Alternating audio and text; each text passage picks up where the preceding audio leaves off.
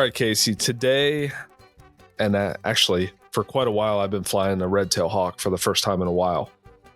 And when I pull that big girl out, everybody's eyeing the gear up. And first and foremost, they see those sexy little squirrel chaps that she's wearing. Where'd those come from? They came from mountainstatefalconrysupply.com. And you know the best part about it? I'm in North Carolina. I ordered from Heather on, let's say, Saturday. I think they were here like Monday or Tuesday. It was like incredible. Being able to get something quickly on the East Coast is important to me because I don't know about you. I am like super scatterbrained about my falconry supplies. And it's like I decide I need something, but really I needed it a week ago. So yeah, it's good just to have Heather here on the East Coast. So I highly encourage people to check her out at mountainstatefalconrysupply.com. All right, Casey. Yeah, what's up? Let's talk tight, okay? I love talking tight. Let's do it. You're using it. Harrison's using it. I'm using it. Everybody's using it. Everybody who's anyone's using it. When we want the best, we go for the tightest. And who's doing the tightest? Richard Moats at midnightfalconry.com. That's right. Aaron, we're supposed to be doing a podcast right now. What are you reading? Oh, sorry, dude. I'm just enamored by this book I'm checking out by Bob Glass. I can see the beautiful pictures from here. That's all I care about. I know you're a picture guy, but there's a lot of really good words in here too. I don't like the words. Well, I do, but it's A Journey with Red Tails by author Bob Glass. Are you familiar with him, Casey? Yeah, I grew up with Bob since I got into falconry. Before I was even in falconry, I met Bob. The guy has been flying everything for a tremendous amount of time, has a lot of experience, especially with red tails. And he decided, screw it, I'm going to write a book. And it's a really good book, excellent quality. He put his heart and soul into the thing. I got one right here behind me. It's excellent. Go check him out at ajourneywithredtails.com. So today, Casey, after my red tail jackhammered a squirrel out of the tree in front of 20 people, we also put the goshawk up. And this goshawk is just wowing everybody with its acrobatics, just spiraling around trees after squirrels, flying to and fro through the treetops with ease. And I think you know where this bird came from. I'm sure I would. The only place that a bird should come from. NorthMountainGoshawks.com for your next hunting partner. Visit him on Facebook and his website and fill out the questionnaire and tell him the Sporting Chance sent you. Winner of the most viewed episode of the year, Sean O'Neill, episode 22. Sean has a tremendous amount of experience with sighthounds, terriers, and pretty much any dog in between. His episode covered everything from acting in the Ninja Turtles movies to chasing down coyotes with his dogs.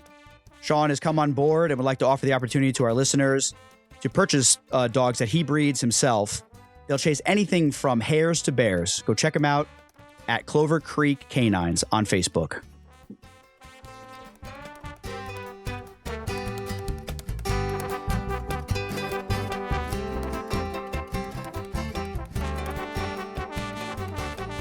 Welcome, ladies and gentlemen, to the Sporting Chance podcast. I am Aaron Kincaid. And I'm Casey Everett. And today we are joined by Tyler Wright. Thanks for coming, Tyler. Absolutely. Glad to be here, guys. Great to have you, man. We appreciate your time. Yes, sir. I'm chomping at the bit to ask so many questions that I don't know where to start because you've done quite a lot of the beginning. That's a good idea. We could start from the beginning and then work our way through. Or we could start in the middle, go to the end, hop back to the beginning, and then get somewhere in between. Hey, I'll follow on the lead, man. I got it. I can go with the flow. My main question that like this whole podcast is like surrounding is how was it hawking with John Mounier? Oh yeah. How much did that suck? How much did you want to just jump out of the truck while you're driving? Right, just a tail, just car hop. Just kidding. Friend of the show, kindred spirit. Just Wet kidding, blanket. Nah, I mean he freaking be truthful, he saved that NAFA meet because we were struggling at the beginning. But thank God, me and him linked up, and he salvaged the shit out of it. Ended up with 10 rabbits where we left. So That's what I'm talking about. How did he salvage it with his positive, cheerful? Yeah. We got through it with the power of friendship. You That's know, awesome. rainbow is going through the sky. Yeah. Out in Kansas. Yeah, I was, dude. Every year I say I'm going to go to a NAFA meet, and then it just never like materializes for me. But that one, looking at the videos of those slips and everybody's like daily head counts, I was like, oh. I was like, I had never been out west before, so that I'm not even gonna lie, it blew my mind. When I first got to Kansas, I was like, there's no way shit lives here. Like it was like a desolate wasteland, and I had never seen so many fucking rabbits in my life. really? I mean, it was insane. Like, were they just sitting in the grass and like just? Yeah, you just walk through the freaking. Half of it wasn't even grass; it was just stubble, and they would just like spawn. It's like a video game. They just respawned in the shittiest spots, like right in front of you. And I mean, it was freaking rabbits. I mean, there was one field we found 5 jacks. I didn't have a bird up, unfortunately. Some pheasants. I know Jonathan's Harris had a couple really good slip at pheasant. And that was about it. We saw some fox squirrels, but that was about it. Oh, that's cool. What were you flying at the meet? I flew the great horn and my red tail, but my red tail for the meet kind of sucked because we'd only got 2 flights in, and she had finished molding really late, so we only got 2 flights in, and both times she was extraordinarily unresponsive. And so at the meet, I had like 0 expectations of her to do anything. And then I saw the rabbits, and Jonathan was like, "You think your bird will follow?" I'm like, "Absolutely not." But if I put her up in this one single tree in this giant field, she can see everything we flush, and she'll probably kill something. And I'll be damned if she didn't kill a lot of something. Oh, great! But that worked out fan-freaking-tastic. And now she's where she needs to be, and she's turning into a murderer. So everything's going good. Awesome. Why was the molt so late? I'm not exactly sure. This is about the time we got started last season, whenever she was a juvenile, because she was, I named her Lard Ass originally because I trapped her at 57 ounces. And it took me freaking ever to get her down to hunting weight. So right now she's flying at 1180. Okay. So it took a long time. So we had to lose some of that weight after the molt too. So that's what really put us behind. Just let her get a little bit chunkier than I should have. So mostly user error. 57 ounces is pretty big. Yeah, and it was like all fat. Because I told myself last year, I was like, I'm not going to go get one of these crappy agricultural field males that I had been flying all these years. I'm like, I'm going to get a bird from an area where I know that son of a gun's been squirrel hawking before I got it. And so I got her behind a Hardee's in one of the towns that I trapped squirrels for clients. And one of the houses she was near, I got 14 squirrels out of their attic. Wow. I mean, it is absolutely filthy with squirrels. And when I got her, she had some nips. She couldn't even feel her keel. I was like, yeah, this is the bird I'm going to keep. Yeah. Freaking glad I did. She's a monster. That's awesome. That's great. Yeah, and 1100 is like a perfect weight, I feel, for a bird. Right? Yeah. It's done good. I have 0 complaints with that bird. Flies with any people, flies with any dogs. I mean, just go out and have basic red tail fun. No stress. They get the job done. Isn't that right, Casey? Yeah, exactly. They sure do. They make the guys flying goshawks look like why are you even bothering? You pull the red tail out, it just goes up, kills a squirrel, trades off, walk back to the truck, and then I got this heavy goshawk, not in the right frame of mind, acting a fool in the field. She still caught a squirrel, but then it was just like a lot of effort for like, what was that? 10 seconds of action? Not even. Yeah, I've heard that, but we got a lot of people pushing me to try to fly goss.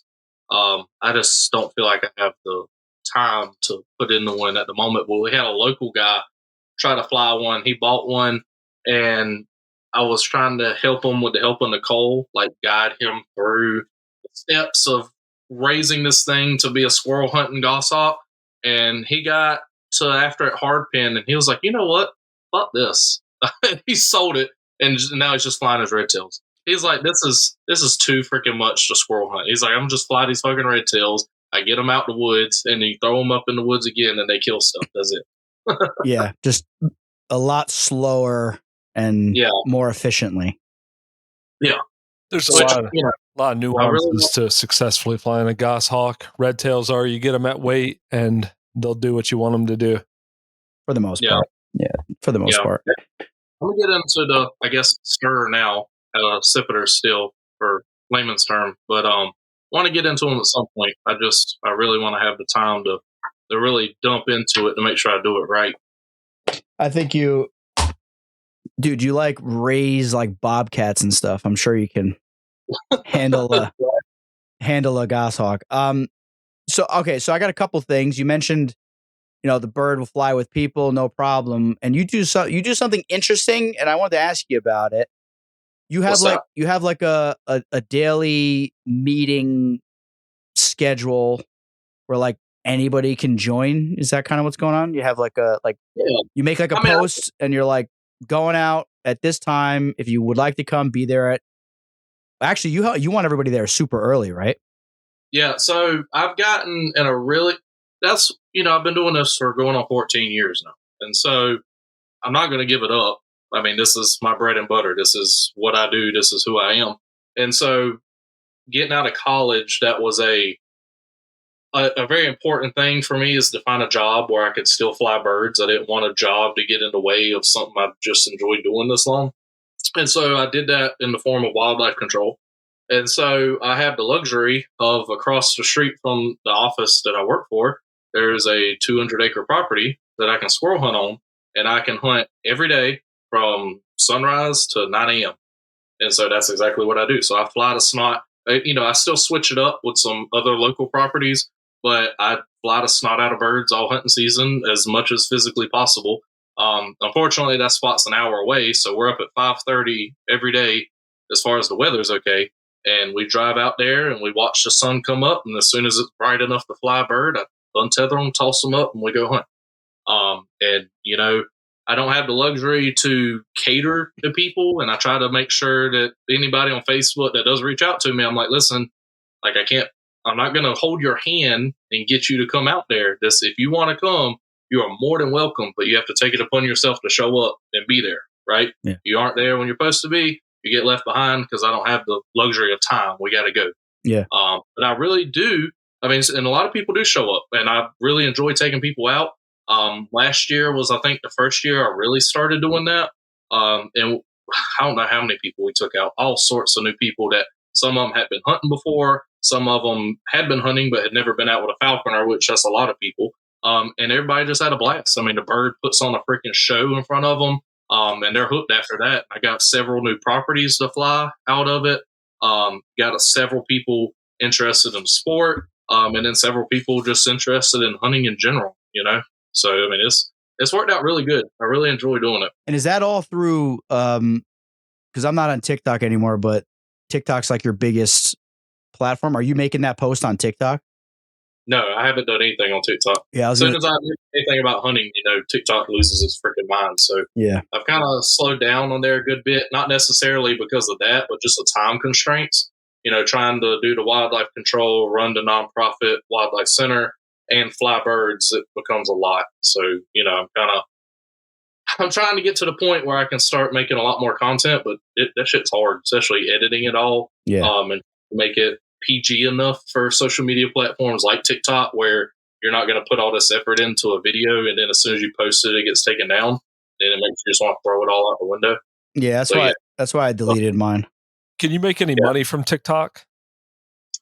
Very minimal. I mean, I think TikTok, if you do get monetized, pays you like 1 cent per 1,000 views or something. So, I mean, it's nothing tangible at this point. Yeah. Yeah. What are your thoughts on, me and Aaron have had this discussion off air many a time. What are your thoughts on falconers and stuff getting like ad revenue from videos on social media?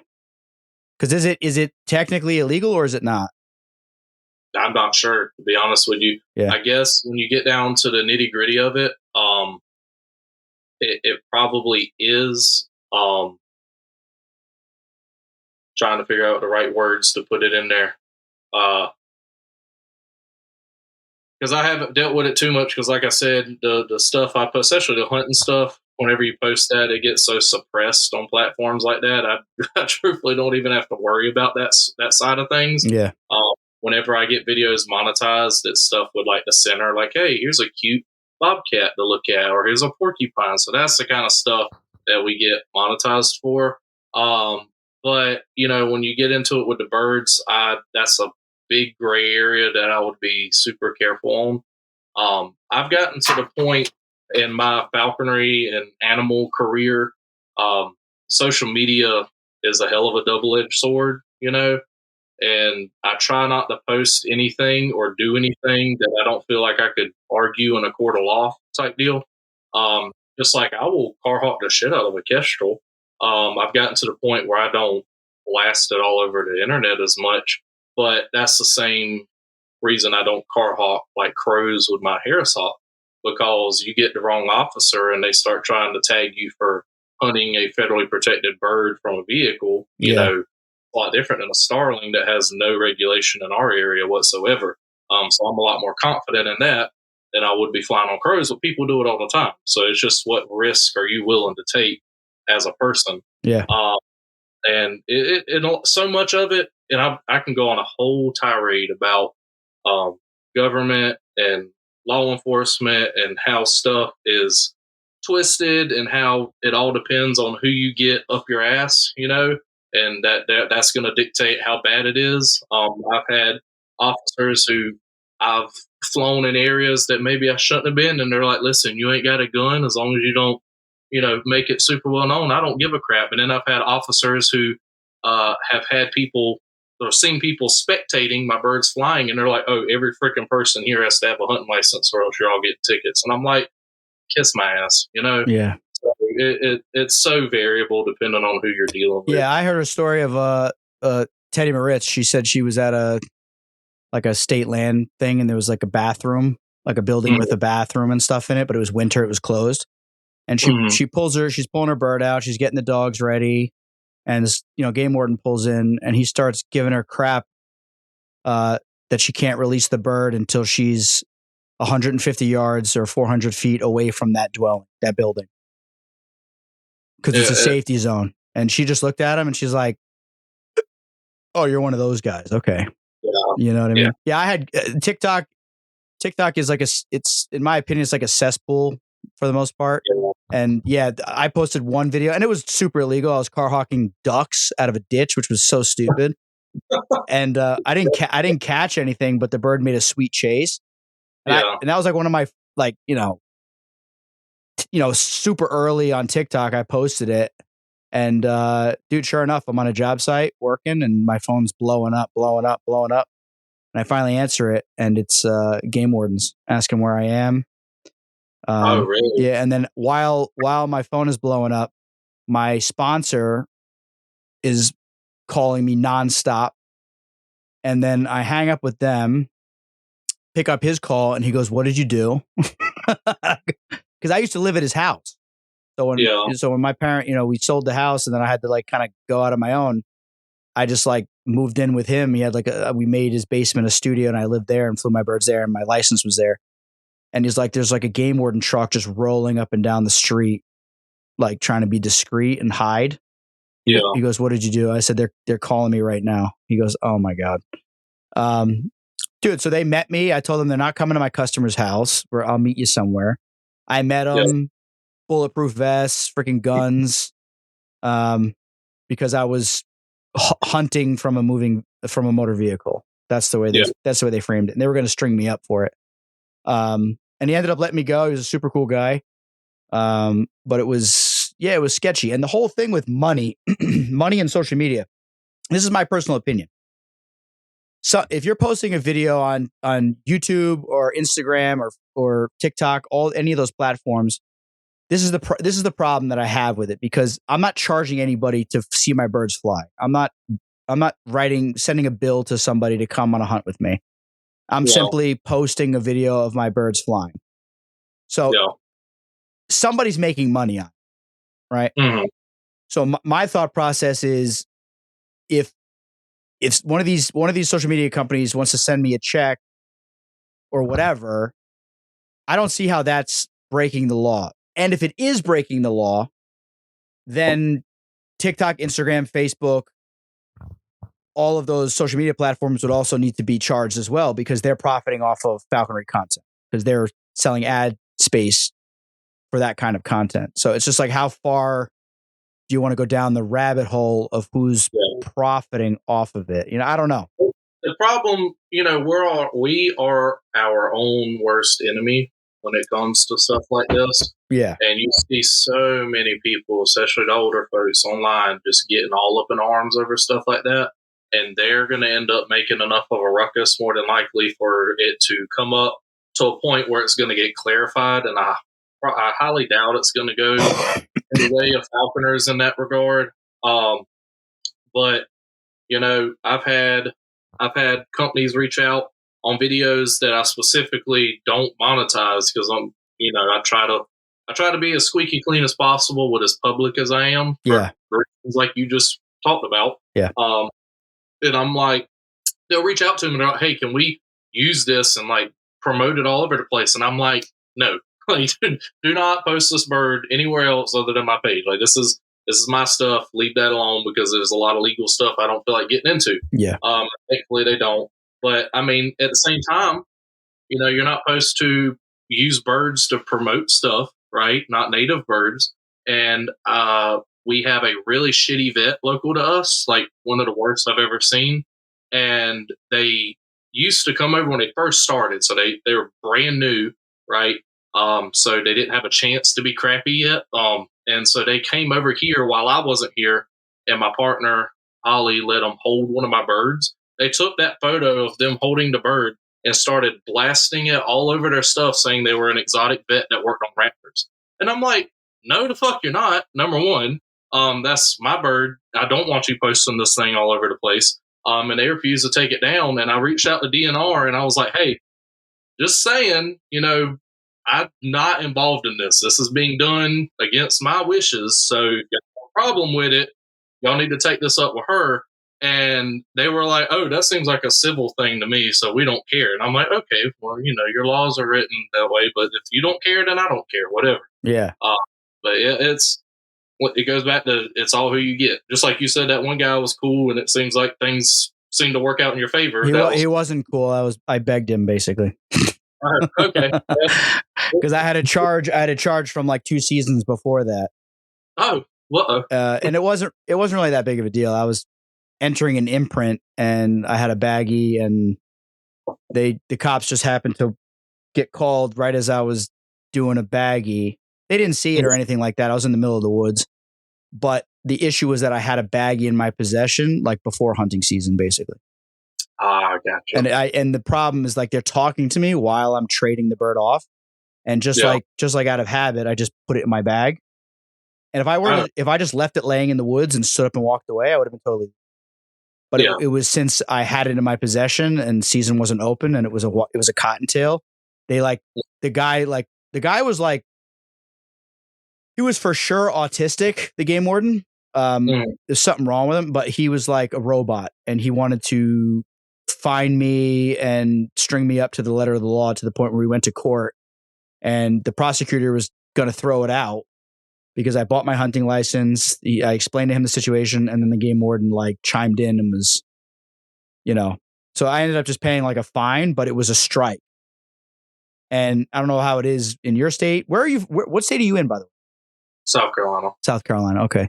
Yeah. In Jersey, I think it's like a 2 strike, or I don't know if it's even three strikes. I think it's like 2 strikes, and they can like suspend your hunting license. So like when I got that, which was just like a mistake, like an honest mistake, I was just trying to enter a bird. It like the second time I was like begging the guy, I'm like, if you charge me with this, like I might have to like give my birds to somebody. Like this is like something that I'm passionate about. I didn't even know it was illegal. I see videos all the time of people car hawking stuff. I didn't even know it was like a thing. And he's like, yeah, it's definitely a thing. It's the same as you holding a rifle outside of your window. It's the same thing in my eyes. And I said, all right, okay. And he ended up letting me go. He wanted me to be a snitch, but I ain't no snitch. So there you go. Yeah, he said the craziest part, bro, is I posted a 10-second clip of the bird flying out the window of my car. He knew no buildings were in sight. No, nothing was in sight. He knew what road I was on. He knew what building was around there. And he said, there's a guy shooting deer and cutting their head off and leaving the bodies to rot. And people are finding them while they're walking their dogs. And we're trying to catch this guy. So if you see corn, if you see a tree stand, if you see anything, just let me know. And I was like, dude, I'll let whatever you want. I'll let you know.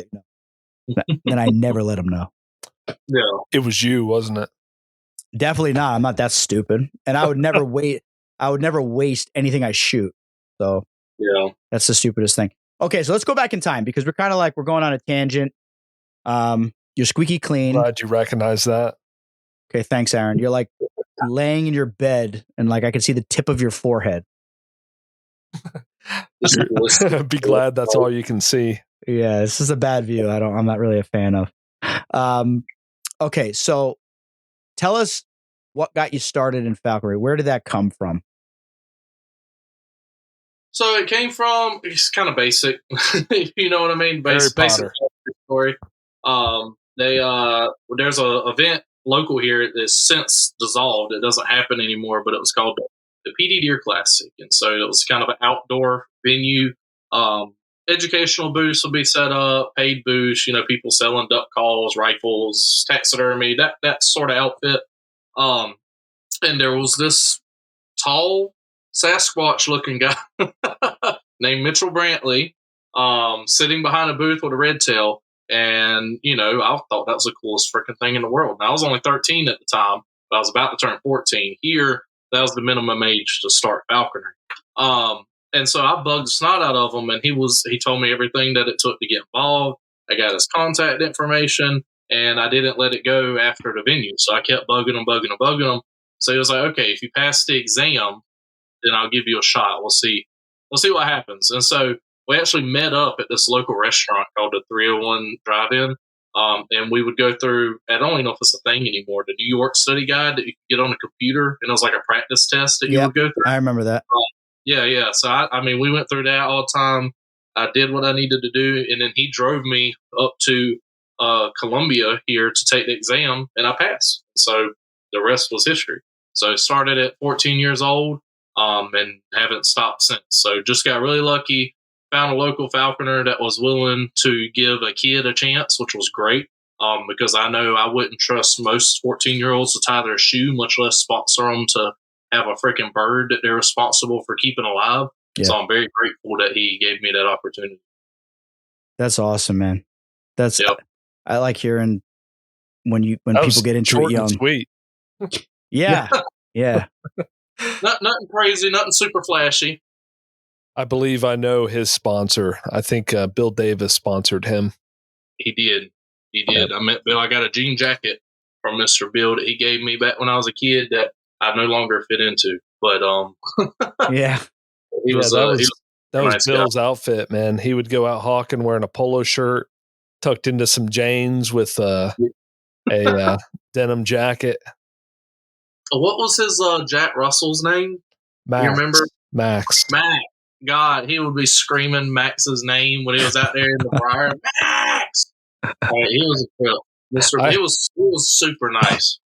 I saved Max's life when Bill passed away. His family had Max, and Max, was a hunting dog who no longer had an outlet, so he was just going ballistic in the house and just making everybody's life hell. Yeah, they were gonna put him down, actually. Dang. So I swooped in and got Max and got him into a working home, and I'm just going to make the assumption that everything's okay because I haven't heard that. That's great.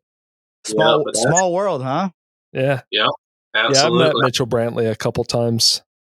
He's a trip. I give him hell. I'm not even gonna lie to you because he's got his little shtick. He loves to tell everybody about falconry. He preaches it like he's a what do you call it? A Jehovah Witness. Like he goes up to everybody and just starts preaching the word of falconry. And his catchphrase to reel everybody in. They hunt wolves in Mongolia with golden eagles. So every time I see him, that's the first thing. It's like, hey, Mitch, do you know they hunt wolf? is that he tells everybody that, and it's hilarious. But he's our apprentice coordinator here within our association, trying to get people connected with people to sponsor him and such. But he's super nice guy for sure. There's two things about him that I remember. One is he had a jean jacket that was embroidered on the back that said "Dirty Hawker," and I mentioned it. I mentioned it, and he goes, "Yeah, I tried to get him to put Dirt Hawker on the back, but they misspelled it dirty." So he's just wearing this jean jacket. This is Dirty Hawker. And then the other one that is like, I think it's the best thing I've heard from just about any falconer is when everything's going south. He said, "This isn't falconry, this is fuckinry." Oh, that's a good one. You ever practice fuckinry, Casey? I practiced it today, man. I got holes in my face from the briars. It was a shit show. She flew after a rabbit that she should have caught like 45 minutes prior, and it's 5 o'clock. Sun's going down. I was so angry. I turned around and just started walking back to the truck. It's like a half a mile, 3/4 of a mile back to the truck. I just started walking back to the truck. Yeah. I put the GPS in sleep mode. It's 22 degrees, winds like 50 miles an hour. I just walked back to the truck. I said, "I'm done." I said, "I'm done." I said, I'm done. I'm literally done. Like we put the Ginger and Franny push this rabbit around in circles all day long. And the rabbit blows out onto the cut grass. And this bird, I look up, I'm yelling. I look up and she's preening in 22 degrees. And then she sees it and makes a disgusting, pathetic disgrace of an attempt at it. And I just literally just started walking back to the truck, like almost in the dark. And she's stupid bird. I got like 400 yards away from her and she kept bumping up. And then I just chucked the lure out with no reward and just kept walking. And she came down on it. I said, "All right, you can sleep and amuse tonight." I was literally like, I thought I was going to have a stroke. I was so pissed off today. This is the white bird? Bro, that bird is just a disgrace, bro. It's a disgrace. She caught something yesterday, right? Monday she caught, yeah. I went out yesterday. I had a very limited window after work. I'm not smart like Tyler. My job is not necessarily conducive to hawking. I literally did not see a single thing. I had 45 minutes and didn't lay eyes on a single thing. That's how you know it's January. And then you just like as the sun is like just slowly going down, you're like, fuck! I threw the lure like when I had like just the minimum amount of light to continue. I'm like, man, I'm just going to push this as far as I possibly can. And then, through the lure. But, it's at this point, I think the three of us all get it. We've caught enough stuff to where it is what it is. We were supposed to fly this morning. This was one of the rare mornings where I just called it off because we were going to go to a buddy of mine's property.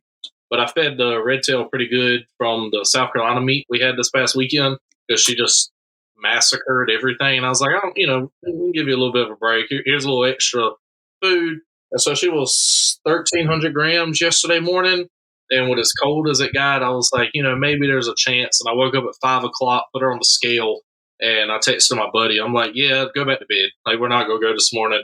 And he was like, is it us? Like, you think she's just going to be nervous around us? I was like, I don't really know what she's going to do. I said, but she's at a weight where I'm not probably going to enjoy myself. And if I'm not going to put the bird up and have a blast and kill something, I'm at the point in my career where I'd rather just put her in the mew and go back to bed. I don't want to go out there and just be, flicking the bird off the whole time. Yeah. Because that will happen. Because I'm just like you. I can't stand when a bird's up there just dicking around. It drives me up a freaking wall. And I'm like, rather than throw my blood pressure through the roof, I'm going to just put her ass back out in the cold and wait till tomorrow. Yeah. So we're going morning. Yeah, I would rather see nothing than have the bird screwing around. Yeah. It sucks. Don't get me wrong. It sucks too when you don't see a single thing. But we went at the meet. It was, we were up in Clemson this year. This is the first time we've had it up there. It was in upstate. So really hilly. almost nothing but hardwoods. It was freaking gorgeous. You knew there were more squirrels there than what we saw. I mean, it looked like it should be filthy with squirrels. And we walked for miles. And I mean, most people didn't see anything with their birds. And somehow we just got lucky. One of my buddies, we finally found one after, I don't know, a mile and a half, and it killed it in a nest. We never saw the squirrel, just slammed the nest, killed it. And I was like, yep, this is going to be the rest of the day because it's a big freaking 2-ounce heavy female red tail on a squirrel nest. I was like, she's about to eat that son of a bitch. And somehow he got her to pull it out the nest and then hop down to him. I'm like, that was a freaking miracle right there. Yeah. He did really good with that because my bird Friday did the same thing, but she was not as nice to me. So she ate the son of a bitch in the nest, and I took a 30-foot ladder off my work truck and put it up in the tree to go get her, and it was not tall enough. There was probably another 20 foot to go. So I'm yanking vines. I pulled a squirrel nest out the tree. She transfers over to a limb, just eating away. I was like, you know what, you bitch, tomorrow is the fucking meet. I'm not doing this. I went and got a chainsaw and cut the top of the fucking tree down. Okay, my God. And so here goes the tree, and it starts facing downward, and she finally glides off and lands on the ground with it. And I snatched her damn chest so fast, it just angrily marched back to the truck.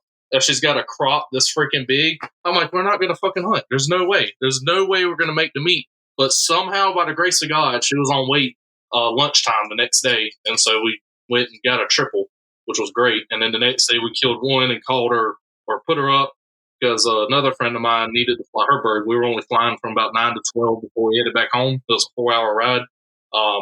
And we killed one, put her bird up. She saw one, and it put in a really good chase. But like I said, after that, we walked and walked and walked, couldn't find another one. Just the way it is, January hawking. Yeah. So Tyler, how do you double with the red tail? What's your method? So we looking for something specific there? I double the same way everybody else double. No, well, a lot of people just do one and done with a red tail. They're oh no, fuck that! I'll kill as much as I can if I got time. I'm gonna kill everything. This genuinely, like, let's just assume somebody does not know how to do it. They've never done it before. What's your method? Okay, so whenever let's say I got all day and squirrels are doing good, we kill the first squirrel. She brings it down. Hopefully, go in there, dispatch a squirrel. And I have like little squirrel nuggets. They got some fur on it. They got meat on it. But I mean, they're probably 10, 15 gram nuggets. And I've got this bird into a really good routine. I just hold on to the squirrel and toss what I call a nugget to the side, and she'll leave to go get the nugget.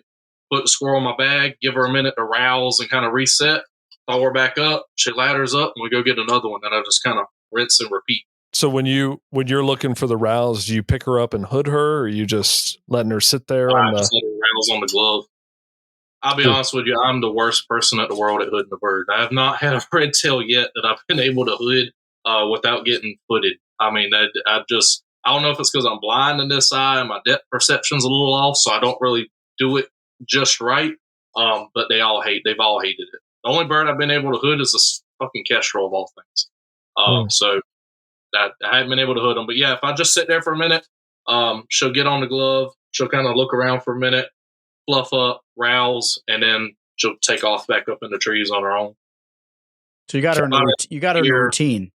Yeah, she's definitely, since I'm able to hunt at the same time every day, a lot of stuff's routine based, but we've had really good luck where if I switch it up, like on the weekends and I do have more time, we go through the motions really well. She's just so used to doing it over and over and over. And that kind of bleeds into why the owl's been somewhat successful as well, is just a lot of routine. But I mean, last year we had a buddy come down from Virginia and she stayed with us, and we were like, okay, let's go out tomorrow and just hunt as much as possible. And we quadrupled. We got 5 squirrels that day. And same thing, just kept putting her up, transfer, rouse, and just keep going. As long as the bird's giving me effort, then I'm going to give the bird effort, and we're just going to go hunt as long as I got the time. Do you have a cutoff? Like let's say you're out for an hour and you finally catch something. Do you call it, or are you doubling when you catch one in 15 minutes? So not only when I catch one quick, most of our hunts last quite a while. So like just for example, before work the other day, we caught one we were out there, started about 7:30, caught one about 8:35, somewhere in there, and we put her up, walked back to the truck, and managed to get one right after that. You can kind of read when a bird's getting a little wore out. You know, whenever we quadrupled that day on that fifth squirrel, that bird was like, shit, like she was getting gassed. And so whenever I start seeing them slow down and I feel the bird is really starting to get wore out, I'll call them down to the lure and we'll go ahead and call it a day.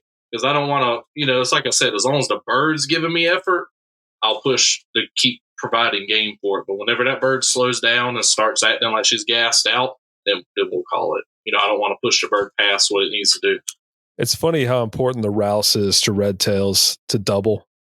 It seems like they kind of reset after that. It's like, Casey, I don't know about you, but with goshawks, it's, you just trade them off, and as long as they're still in Yarrick, you're good to go. Yeah, if my goshawk rouses after she's done trading off, I'm like, oh, this is not gonna be good. It's not gonna be good. She's done. Like, she's done. I'm like, fuck. No, yeah. I've heard a lot of people red tails try the hooded method, where they throw the hood on and wait for them to rouse. But yeah, that's what I've done. That's always what I've done, is to throw the hood on them and just chill, wait for the rouse. It might be immediate. It might take 5 minutes. Yeah, it's interesting that you're gauging the bird's behavior, like a lack of like she's just not into it anymore. She's getting gassed, like you said. When I was going hard with red tails when I was younger, I noticed that when the bird like did not want to trade off anymore and was getting kind of pissy, then I knew, like, all right, she's not game to keep going. We're done. But like if she just jumped right, like if I threw the lure to the side with her trade off piece and she just jumped right off, I would just keep doing that until she like didn't want to jump off anymore. And then I was like, the bird was kind of telling me that she's done. Like she knows she knows the game and she's done. Yeah. And I'm like, all right, we're done. Yeah. Interesting. No, that's super interesting. Yeah, goshawks are completely different. If you want to catch a lot, just get yourself a goshawk, because they'll hop off all day long. Yeah. They will. Yeah, it seems like that's what they were doing at NAFA. There was, is it Justin Johnson? I think. Yeah, he's Smackdown on rabbits. Yeah, he's good. Yeah, he's great. Or something. I don't remember what it was. I saw him posted on Facebook, and I'm like, that's fucking cool. Yeah, he's good. I don't know him personally, but I see his clips and stuff, and he's good. He knows what he's doing for sure. Yeah, that was such a cool experience, because I mean, here you just aren't going to find rabbits like that ever. I may have caught 5 in 14 years. I mean, it's really hard to push them here. There are some good spots in the upstate. I wouldn't mind going back up there and trying my luck a little bit on them. But out there, I mean, that was just so much fun. You just throw the terriers in the brush and just watch them just shoot out all over the freaking place. Yeah, that was awesome.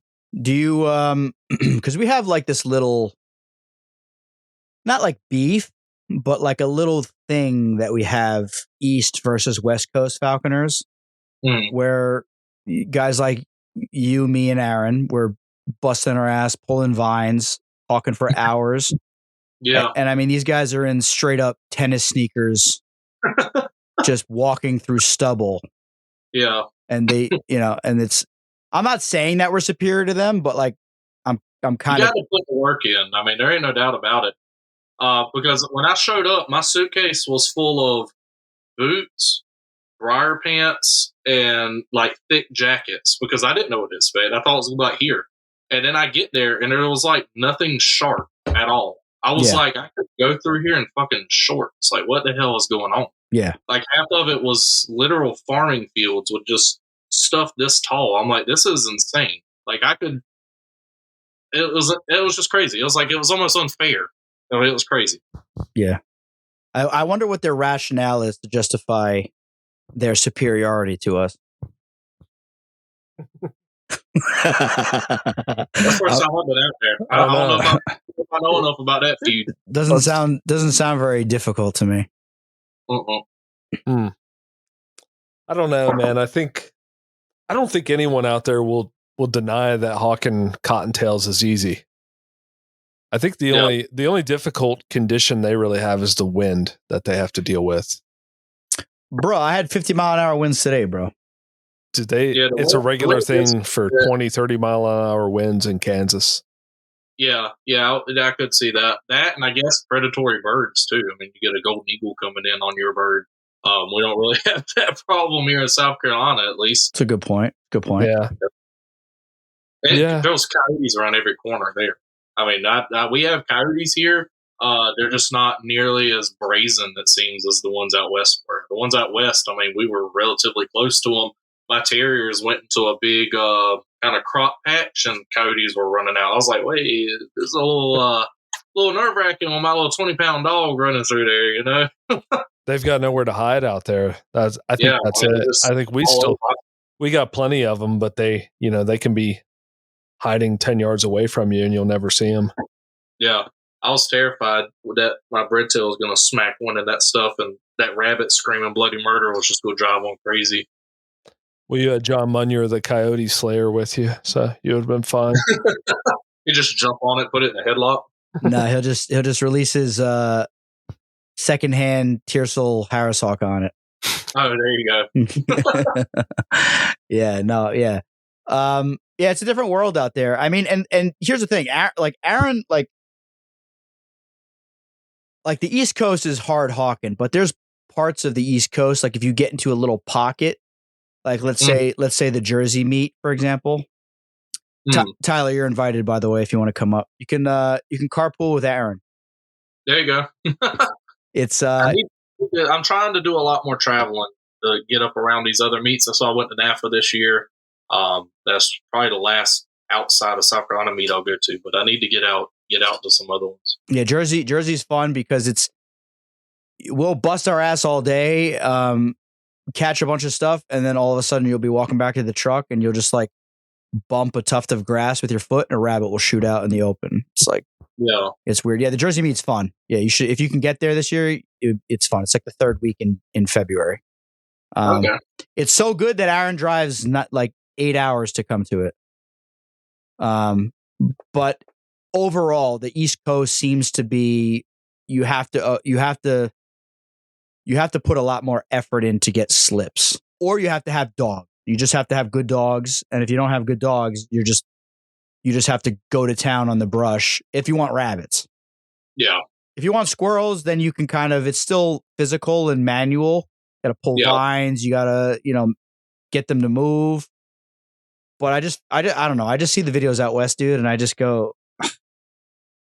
it's just like, they're just running everywhere. It's just, it doesn't, I'm not trying to like downplay what they do. It just seems like it's like kind of like fantasy. I don't know. The wind is something real to contend with out there, and lack of perching. Yeah. And I mean, I think we might be a little tunnel vision on the bunnies too, because then you get out there, especially like serious west, and some of the miles you have to put in to find stuff can be really tough. I mean, I go out and I walk 1.5 miles and find 10 squirrels. Out there, I mean, we walked 45 miles in Kansas while I was there. So there, you do have to put in the steps, and then especially if you were looking for stuff like jacks. Lord, if you wanted to find jacks at Kansas, there was one guy. I think he said he walked 10 miles. He told us, he was like, "Yeah, we found like 3 jacks today." I was like, "Great, where'd you go?" He's like, "We were in the grasslands. We walked about 10 miles." I'm like, "Fuck that! Like that jack is not important to me." And then you get into like the quail. I went out with Tyler Sladen in New Mexico, and the shit he had us walking through to find certain species of quail. I was like, this is freaking brutal, man. Yeah. And especially if you got your dogs, then you do start running into some sharp stuff. You got prickly pear and cholla and stuff like that. So, I guess it depends on where you're at out west. That was one thing I really, really enjoyed about New Mexico is there's so many different places within New Mexico. You know what I mean? Yeah. Like the wetlands, we went to mountains, we went to prairies. I mean, the terrain shifted so freaking much. I mean, it was great. I mean, I could spend years there going through everything and not be satisfied. It was great. Yeah, I want to get out with Tyler eventually in person. It was great. Super nice dude, and he has no problem putting you on stuff. I had like freaking pneumonia while I was over there, so he drug me up to 7,000 feet on a mountain like this, and I was just like leaning on rocks. I was trying my hardest not to fucking pass out. He's like, "You good?" I'm like, "Yeah, it's a caterpillar right here. I'm looking at." Like trying not to play it off. And we got about 2 miles in, and I was like, "Bro, I don't like to tap out, but I literally can't breathe." It wasn't the height; it was just like I said, I had like pneumonia on top of the height. It was just kicking my ass. Yeah, that's rough. And I don't know if Tyler, Tyler. like a lot of fun. Yeah, yeah, man. And that's the beauty of falconry, right? Is that like you can pretty much pick your flavor. Yeah. And go after it. You could just chase ducks. You can catch 4 or 5 ducks a year with a long wing. Yeah. You can catch 150 rabbits with a goshawk and catch 100 with a red tail, or it's whatever you're lower that number for a red tail. I mean, it's kind of just like my bias, but yeah, you could probably catch the same with a red tail, to be honest. Red tails are if goshawks didn't exist, the red tail is like the ultimate falconry bird for like dirt hawking. You can soar hawk them, you can tree hawk, you can hawk them. I see people out west hawking them from the fist. They get it done. I think we just take them for granted because we could pull them out of the sky for free here. 100% we do, because there's nothing a red tail can do. There's nothing a Harris hawk can do that a red tail cannot do. And the red tail can handle the cold and take a lot more punishment than a Harris hawk can. Yeah, they're gnarly. I mean, I'm trying to push the limits here because I feel like we're so strangled on what we can do in South Carolina as far as falconry. Like, if you don't want to fly red tail or a kestrel on starlings, there's really not a whole lot else for you. I really want to experiment with Harris hawks on rails and stuff on the coast. I just got to figure out where to go and try to get some people to show me the ropes on that.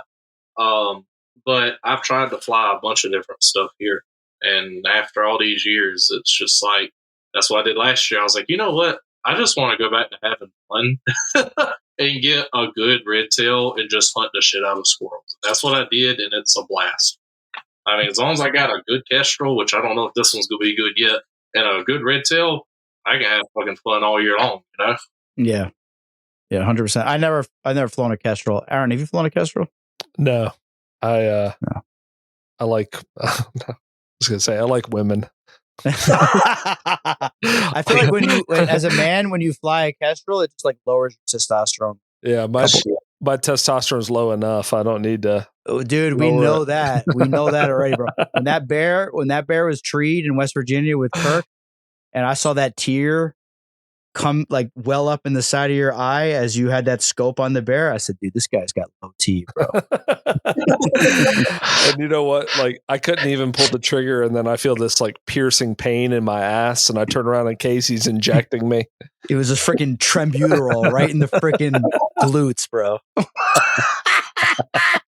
Freaking Tren, bro. Tren will get you ready to kill some bears, bro. Yeah. Not speaking from experience, just from what I hear. But yeah, speaking of sports, dude, you're like you're a big man, huh, Tyler? No homo, but you're like a Did we just talk about liking women here? No. I guess relatively. I mean, it's, right now 260, 6 foot, so somewhere around there. Yeah, big guy. Yeah, I don't think Tyler would. I mean, Tyler's a tough dude, but I don't know if he could drag you down that mountain back to the truck. No. If I hold out for the count up there, I just have to die. The coyotes would have got me. It's like, no, it was a lethal injury he sustained up there. There's nothing I could do. Yeah. All right, Aaron, which direction do you want to go? Because I have a direction in mind. Well, there's 2 particular things I want to discuss while we're on the subject of falconry, because if it's not falconry related. It is, but okay. So we have touched on, well, let's go ahead and just get this out of the way. Dogs. So Dogs. You have Decker Terriers Is that what you've Yeah. got? All right. Yeah. Let's talk about those. Let's talk about them. Let's Yeah, talk why- about them. So why Deckers? So, I mean, I shopped around. I was originally going for a mini Dachshund, for a falconer dog, and they still catch my eye. I'm not gonna lie. Uh, this was coming from somebody who had not been in the dog world. My parents used to breed German Shorthairs back when I was younger, but I was nowhere near old enough to have retained anything from that experience. It's just something that they did. But I talked to Clint Carpenter. That was probably somebody who really started piquing my interest with them. And then I saw Jeff Fincher with his, and I was like, these are kind of cool. Started looking into them a little bit more. And I'm not going to lie, me being the ignorant dog man at the time, I kind of like the size of them. I was like, that's also interesting because, Deckers are bigger than most rat terriers. So that piqued my interest. And then I really enjoyed the fact that they're not yappy. I'm not too big of a fan of really yappy or loud critters. I enjoy my peace at the house, so that really started to sell me on it. And then I messaged Dixie Decker line rat terriers, who Amanda DeJong, I think that's how you say her last name. They're over in Tennessee, and she was like, if you're gonna hunt the hell out of it, then I'll give you a good deal on one. Come get one. And so I said, okay, say less. When's your next litter, and we'll make it happen. So I picked Hazard up on New Year's, and I haven't looked back. I really, really have enjoyed them. I think I've grown a lot since I've gotten into them, and I realized that the size isn't really what I'm looking for. Hazard's chest is this freaking big around, so when he needs to go through the briars, he will if there's something in the briars, but he's going to get shredded to hell and back because he's going to catch every briar in there. And it's not only just the hunting aspect. I use them for work. I mean, hell, if I turn around, I got my puppy as my logo on the hoodie I made for wildlife removal. But sometimes we need them in the attic, for whether it be for squirrels or raccoons or anything along those lines. And a 26-pound dog isn't what I'm gonna risk, walking across somebody's drywall, much less if he gets a hold of a raccoon up there. And so then I started being really good friends with Andrew Statnick, who's also really likes the Deckers and the Yog Terriers. And he had a little dainty female named June who was a badass. She would, take on coons and do wildlife control, sniff stuff out in houses. She was a really good dog. And so I was like, hell, this would be a hell of a matchup.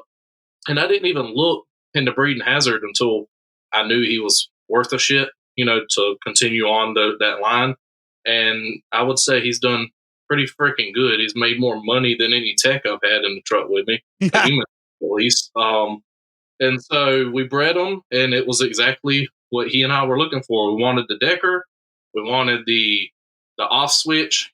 Hazard will be on the couch, knocked out anytime we're at home, but he'll run miles and miles and miles in the woods. We wanted them to be quiet, but we also wanted them to be smaller so that I can work in tighter crawl spaces. I can work in attics, and they can work holes. We don't really have holes as far as like groundhogs or anything along the lines of that here for the dogs to work. But even with like blowovers and raccoons going in those, a bigger dog just doesn't work good there. And so Ruckus, who's the one I kept off of the litter, he's only 20 pounds. So he's already 6 pounds smaller. And I think Victor and Coro that Andrew kept are around 19 pounds. So they're a good bit smaller than both parents were, which is exactly what we wanted. And they're doing great. I mean, I don't have any complaints out of either of them, but they're just very versatile. So they do good with squirrels. And I always tell people, especially the people like you were talking about, I bring new people out all the time, and they're expecting me to open the boxes, and the dogs just haul ass into the woods to go find a squirrel 400 yards away and start treating it. I'm like, that's not what we're doing at all. So in a traditional squirrel dog sense, I probably would not pick a Decker. They don't really do what I would want for that, which is go find a fucking squirrel. Yeah. What I really am looking for when I'm in the squirrel woods, I need an extra set of hands that's a lot faster than my big ass, right? So when that squirrel bails or zooms down a tree, they're going to keep pressure on his ass to where in my area, it's a lot of cypress trees in the swamps. And so there's always holes in the bottom of them. So those squirrels are booking it to get in those holes. So a lot of times that dog will put so much pressure on their ass, they'll go right back up the tree rather than getting in those holes. And if they do get in the hole, they'll mark it and let me know where it's at. And then sometimes they'll just catch the squirrel on their own, which is fine with me too. It's a tag team effort. So they do really good at that. I got a lot of cool videos of them, just putting pressure on their squirrels, zigging and zagging through the woods. Hazard the other day, I've got a new worker with me named Lincoln, and he's never been involved in hunting at all, but he's been out with me every day with this red tail and watching the dogs work, watching the bird work. And the other day, Hazard was just barreling after this squirrel through the woods and hit a tree and just cut a complete front flip. He was going so fucking fast. Like, he just doesn't give a shit. He's just, all he's worried about is that squirrel. And it's a lot of fun. I really enjoy them. They're really fast. They're smart. Love watching them just stare at the trees. They keep up with the squirrel. There's been several times I was trying to call them over to us because we swore the squirrel was right there above us. And they're like, no, you idiot, he's right here. And sure enough, the squirrel was over at the tree they were at. So, it makes the whole experience more enjoyable. I really do enjoy them. We've done squirrel hawking. We do wildlife control. I've been experimenting with the hog baying. The puppy's been doing really good at that. That's where I met Joey and them over there. And we took on actual hog hunts with some of the hog hunters around here.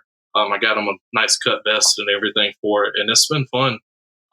Haven't done that quite as much because Hazard, I'm a little bit of a bitch when it comes to that. I'm really attached to my dog, and he makes a lot of money for the company that I work for, so I'd rather him not get cut down in the woods. And I mean, when they caught that pig the last time we went, it was 300 yards away. And here I am trying to sludge through the swamp to get to where the dogs are. And when I get there, he's caught the pig with all the other big pit bulls and stuff. And I'm like, shit, this could go south really, really fast. So I think we might stick to the hog bays for right now until I get some bigger dogs to do that with.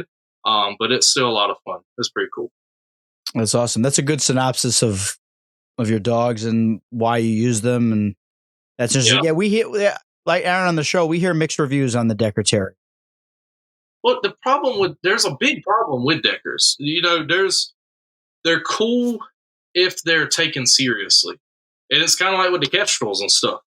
Most people don't take a kestrel seriously. Same thing with the great horn. Most people aren't going to take a great horn owl seriously. And that's why you don't see anything done with them, because they're a pet, right? Same thing with the kestrel. So many people get kestrels and they're a fucking pet, even though that sucker could be out there stacking bodies if they put the effort into it. Right. Same thing with the Decker. People are breeding their fucking brains out for no reason. Like dogs that have no reason to be bred. Like they need their balls cut off, their uterus taken out. Like that line needs to stop right there. Do not breed that to anything else. So, I mean, half of them are ugly as hell. They have no standard whatsoever. They're literally just breeding to breed, and it drives me up a wall because I'm like, they could be so good if you put the effort into them. But on like the Facebook pages, yeah, half of them are ugly as hell, and the other half don't do shit. Because you could ask them, they're like, does this dog do anything? Does it hunt? Like, oh yeah, it loves squirrels. It chased one out the back door the other day, and I'm like, oh, fuck off. Yeah. You know what I mean? Like I need actual, tangible something that it's done that is productive, and not what any shit eater can do in a house. Yeah. Yeah. Labradoodles will chase a squirrel around the yard. Yeah. Yeah. Like show me something better. And 99% of them are trash. So you think it's just a lack of effort and into the dog itself? That's why they have that reputation. I'm not saying they have a bad reputation. I just hear like that they don't handle the briars well. But with squirrel hawking, I don't think there's any complaints really, right, Aaron? We had a couple guys on the show that were talking about. I think it's a pretty popular squirrel hawking dog. It's definitely a popular squirrel hawking dog. I am realistic enough to say there are better dogs suited for briars. Definitely better dogs. But you're not really hawking rabbits, you said. No, not at all. Not at all. Like we very rarely go into briars. Hazard you have swamp rabbits there, don't you? Yeah, but even then, they're still pretty tough to find. I can't ever find them in any good numbers. How often do you run into reptiles while you're out hawking? Ooh, so I normally don't start hawking until November, to be honest, around here. And I mean, even now it's hot. After this cold front goes through, I could go out in because I'm big into snakes. I can go out in my 10 field and flip copperheads all day long. But at the moment, I have not, in years, I have not run into anything. I've done really good with the snake avoidance in my dog. So if Hazard does come up on a snake, he'll jump 10 foot in the air to get away from it, which is great. That's good. But it is a concern, especially in the places I hunt, because it's mostly water, swamps, canebrates, copperheads. Do you have alligators there? Huh? Do you have alligators there? Not in any real concernable numbers where I'm at. You can find them here and there, but it's further south. You get towards the coast. The closer you get to the coast, the more there are. So we're in the PD area, so we're starting to get closer to Columbia, and the numbers just start dwindling down. Interesting. That would be a big concern of mine if I was running dogs, if there were alligators around. Oh, yeah. So I'm not worried about the alligators at all. My concern is them stepping on a accidental landmine. Obviously it's not Snake's fault whatsoever. It's just I try not to put the dogs in that situation. I was really nervous I really wanted to get Ruckus a little bit more experience during the warmer seasons, but that held me back a lot. Like every time he got to a hole, I'm like, there's going to be a fucking copperhead sitting in there. And because Hazard's been tagged. He got tagged by a neonate copperhead on his throat, and so all swole up, all nasty and gnarly. And if it hadn't have been a neonate, a lot less dosage that he got, then I would have been a lot more concerned. But being a copperhead and being so tiny, it wasn't the end of the world. I thought neonates put more venom into their bites, or is that a myth? That is a myth. So if you look at the venom gland, a neonate is a young reptile. It's a baby. Yeah. A baby reptile, just for those that are. If you look at the venom gland of a baby versus an adult, like they physically, in any universe, don't even have the dosage to come comparable to an adult. I mean, you're talking like 50 times less. So if they didn't have control of their venom glands and they dumped everything they had, it would still only be a fraction of what an adult could administer. Interesting. Okay, I heard that myth. I think I heard somewhere that it was fake, but I just figured I'd ask because you're in that world. Yeah. I mean, most falconers are in that world, but yeah, a lot of falconers are into snakes. I don't really start hawking either until like October, November. And even then, it can be hot enough random days where you can find a snake. I've caught snakes out like in November, December. Like, you know, the hawks go down and you get over there and they have a freaking, garter snake or something. One of my craziest memories from a meet back when I was really young, I was like probably 15 or 16. It was an extremely rare snow day in South Carolina. We never get freaking snow here, at least in our area. And we were hunting some I think it was Richard Shore's Harris hawks. And they were flying overhead, and we were walking this road going through this patch of woods, and curled up in the damn snow, there was a cottonmouth, just mouth wide open. I'm like, oh, what are you doing there, buddy? So thankfully, Mitch had a fishing pole in the back of his truck, and I was able to get it up under it, flick it into the creek to get it out the way so the Harris hawks didn't notice it. But that was wild. Literally in the snow. It had been warm a few days prior, so I think he just got caught with his pants down out in the open because he was not moving fast at all. Yeah, that's rough. I caught a frog in the snow once with a 1,260 gram secondhand Albitus goshawk. Congratulations, dude. She caught a frog and a possum in one season. That's all she caught. That's game hawking, baby. Pathetic. Something about those Albitus birds, huh? Dude, I don't think I'll ever purchase one ever again in my life. The crosses are good. Like the 50-50 crosses, they'll kill the shit out of everything all day long. Like you can't stop. You cannot stop them. But the closer you get to pure, and it's not the bird's fault because I know better. I've talked to a lot of guys that have way more experience than me, and they're just like, and we said it a million times in the show, you get an Albitus goshawk for the third season. You don't get it for the first season. Yeah. If you want to stack bodies, get a North American. You'll catch 100 easily, which was my season last year, easily and cut out 2 months before season is over. And What about finished birds? huh? What about the finished birds? Aaron can speak better to that. I only flew one pure fin, and it was a tiercel, and he was a piece of dog shit. But it wasn't the bird's fault. It wasn't the bird fault at all. He was like 650 grams. I mean, he wasn't. I was trying to catch rabbits and squirrels with him, like, because that's what the breeder told me. Yeah. So yeah, a tiercel goshawk, they will catch squirrels. They'll catch the living shit out of rabbits, but squirrels are not their preferred quarry. So female finish birds are machines. They're just incredible. Yeah, they're machines. But there is a ratio though, because there's the Finnish beautyoids that are like 1250 big old finishes. And that's almost, in my opinion, that's almost a hindrance. The 1100 gram, 1000 gram female finish is that's the sweet spot. That's the sweet spot. North Americans will catch the same and in more beautiful fashion, in my personal opinion. Mm-hmm. But you got to get them out of their own head. That's the only problem. Is the North Americans a little more high strung? Mm-hmm. The fin is like almost at this point, from thousands of years of falconry, they're almost like a domesticated animal at this point, in my opinion. Right, Aaron? Like, I mean, your bird was like a parrot. Like, it was like a parrot. I think it's, they're the only goshawk that will nest in town. Yes. And I think that speaks a lot to their mentality and their tolerance of humans and people. Mm-hmm. That they're just, I mean, they're incredible birds. Absolutely.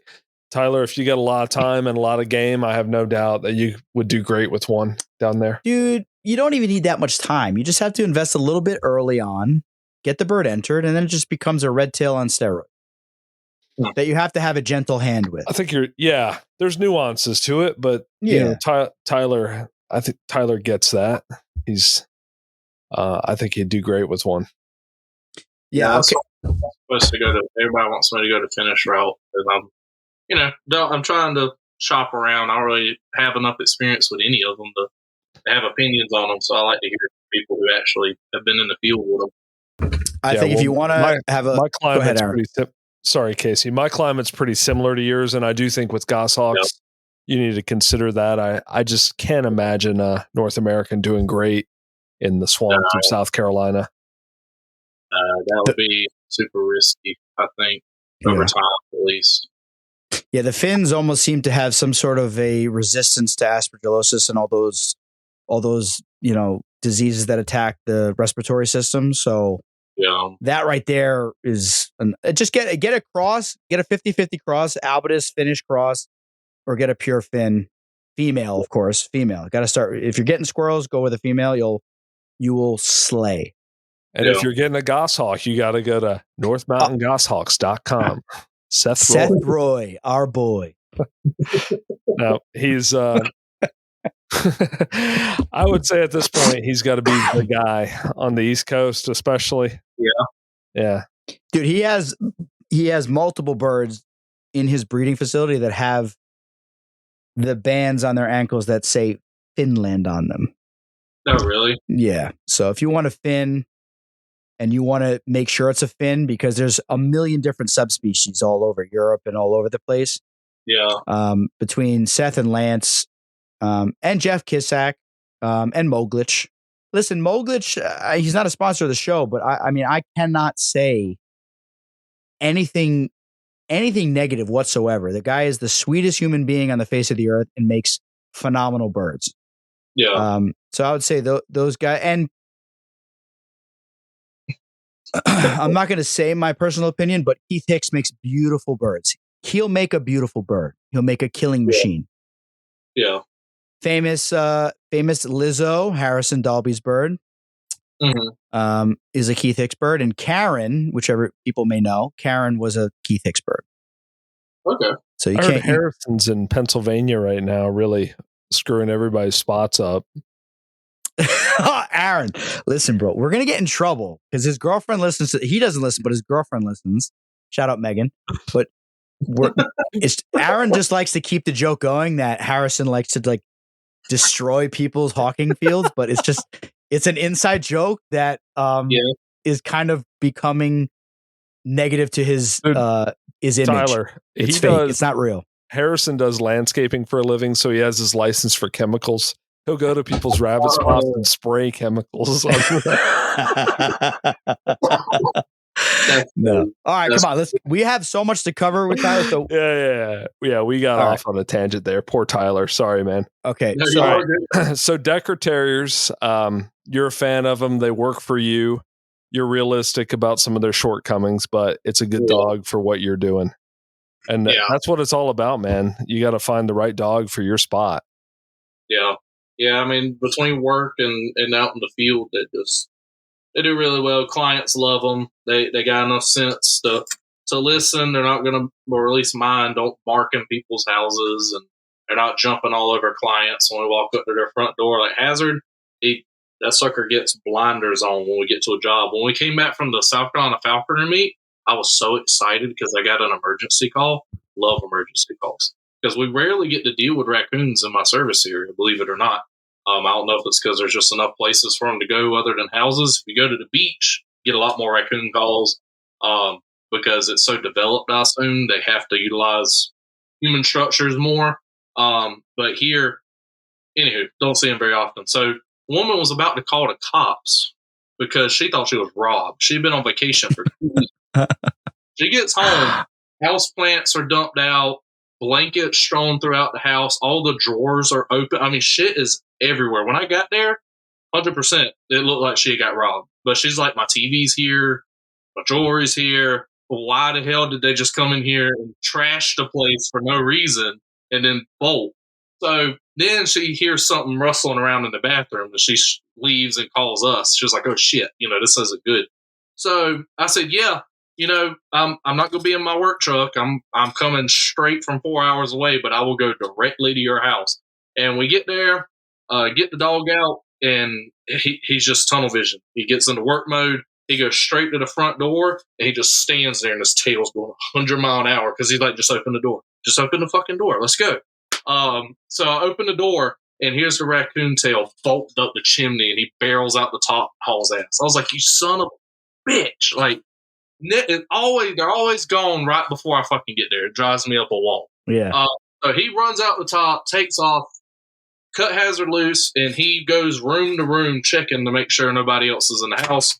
And the woman was like, are you sure nobody else is here? I was like, I literally bet my paycheck that if he does not signal that anybody's in this house, there is nobody here. Like, I guarantee it. Sure enough, she didn't call me back on that part. But we had to exclude the chimney. But what had happened is he could come in and out of the chimney, and she didn't have a flue door in the top of the fireplace. So he had just been coming and going that 2 week period and just having a fucking blast. He didn't have to worry about the cold or anything. He had been in the toilet. There were footprints all over the toilet. I mean, he was living the freaking high life. So gave her a chimney cap, and that was it. She's good to go. That's great. How much you charge for a service like that? So that was a after hours call.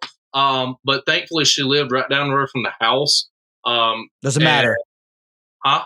That it doesn't matter, but go on. Well, it doesn't matter, but I was really wanting to get the dog involved with it, so I charged her $400. So, That's good. That's good. That's good. Yeah. It's not like a $150 thing because at the end of the day, if I'm not in my bed, and it's 8 o'clock at night, then you're gonna have to pay me to get out of bed. You know what I mean? Yeah. I could be here tending to my birds, tending to the animals at the center, whatever. There's 100 million things I could do other than being at your house. So if you want me at your house to fix the problem, you got to pay for me to fix the problem. 100%. Yeah. I just had an end of the year meeting with my accountant, and then a very, very successful plumbing contractor / businessman that sold his business for $5 million and purchased a series of other businesses. And I had to sit down with him, and he was very generous to give me some insight. And he just told me that $250 an hour, you're not really making any money. So my prices are now $450 an hour as a plumbing contractor. So, which I didn't even realize because I'm like $250. I got to be making money because I'm a falconer like you. I just go to get the jobs done so I can go fly my birds, and it's my own business, which is stupid. So yeah, that's just the only reason why I asked, because I'm just like, I'm sure your insurance and overhead is similar because you have all that, I would imagine. But that segues into my next question. I have two questions. We're going to get into the great horned owl, so don't worry. We're going to get into that because we got to talk about that. Oh, boy. But you started like a nature center or something? Yeah. How did that come about? That that's not my business. Okay. The owner snatched me up after I graduated from college and was like, "Hey, I want somebody to be able to take this over. Somebody who knows what the hell is going on. Can I train you in this field and you take my business over when I step down because it's getting older?" And so hopefully, this year we'll start that whole transfer process. So that's the goal at the moment. But outside of that, I have a nonprofit that Holly and I started, which is the Wildlife Center. It's a nonprofit focused on rehabilitating native wildlife that needs assistance, whether they're hit by a car, somebody's dog got a hold of it, cat got a hold of it, things along those lines. And then we give refuge to animals that are non-releasable, so that aren't able to survive in the wild. So we have large enclosures on the property to house those guys. So we have, 45 different permits to have all these animals. We bought 18-acre property specifically to do this on, and it's been growing really well. We've been really excited about all that. For anybody wanting to get into stuff like that, don't. It's a pain in the ass. All those permits, dealing with DNR, the federal government, and all this stuff, it's really frustrating for stuff that we were talking about earlier. So I'm not going to lie to you. The animals are cool, but it is a royal pain in the ass. If you do get into it, don't get native stuff. That's the pain in the ass part. Right. The exotic stuff nobody gives a shit about for whatever reason. Right. But that probably won't be lasting long with the way things are going. So it's what it is. But we've been doing that for, Lord, I think going on 5-6 years now. So that's been going really well. And I enjoy it not only because I try to kind of be a bridge between the hunters and the non-hunter people. You know what I mean? Trying to find common ground with all that, because I feel like my mindset and my opinions on a lot of stuff are right there in the middle ground. I try to be on both sides. And I think that's a realistic stance to take. I don't think it always has to be one extreme or the other. And I try to show people that. And that's gone really well, too. I've got a lot of people who were never into hunting, and now all of a sudden are like, oh, this stuff isn't nearly as bad as I thought. And I've got a lot of hunters looking at, non-hunters and being like, well, that also makes sense. I don't have to kill everything of this so-and-so just for the hell of it. But, I really enjoy trying to bridge that. It's worked out really well. Kind of have to be that way, doing both sides. That's interesting. Well, I got a couple questions from that statement. So you're bridging the gap, and so what do you mean? Like, so people saying like kill every coyote or raccoon they see, and then you're kind of showing that there's. You got to go from I'm realistic on both sides. I like to look at research on stuff. So you start looking at stuff like, let's take possums, for example. I think possums are a good example of this. You have the hunters who are like, they're worthless. If I see a possum that's on site, I'm just going to blow his brains out, which isn't really my take. And then you got the non-hunters who are like, oh, they eat 10,000 ticks a year and they're God's gift to earth. And that's also not true.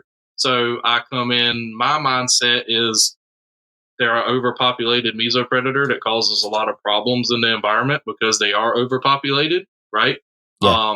And they do need to be managed, but they also have a role. They do really good at cleaning up rotten carcasses on the side of the road and in the woods and things along those lines.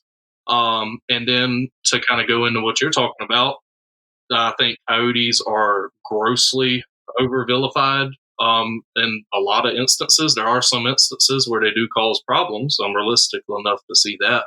But I think here, at least in South Carolina and a lot of the places that they're at now, they are extremely beneficial in the fact that they are doing a lot of good controlling these mesopredators that are overpopulated in the form of raccoons, possums, and feral cats.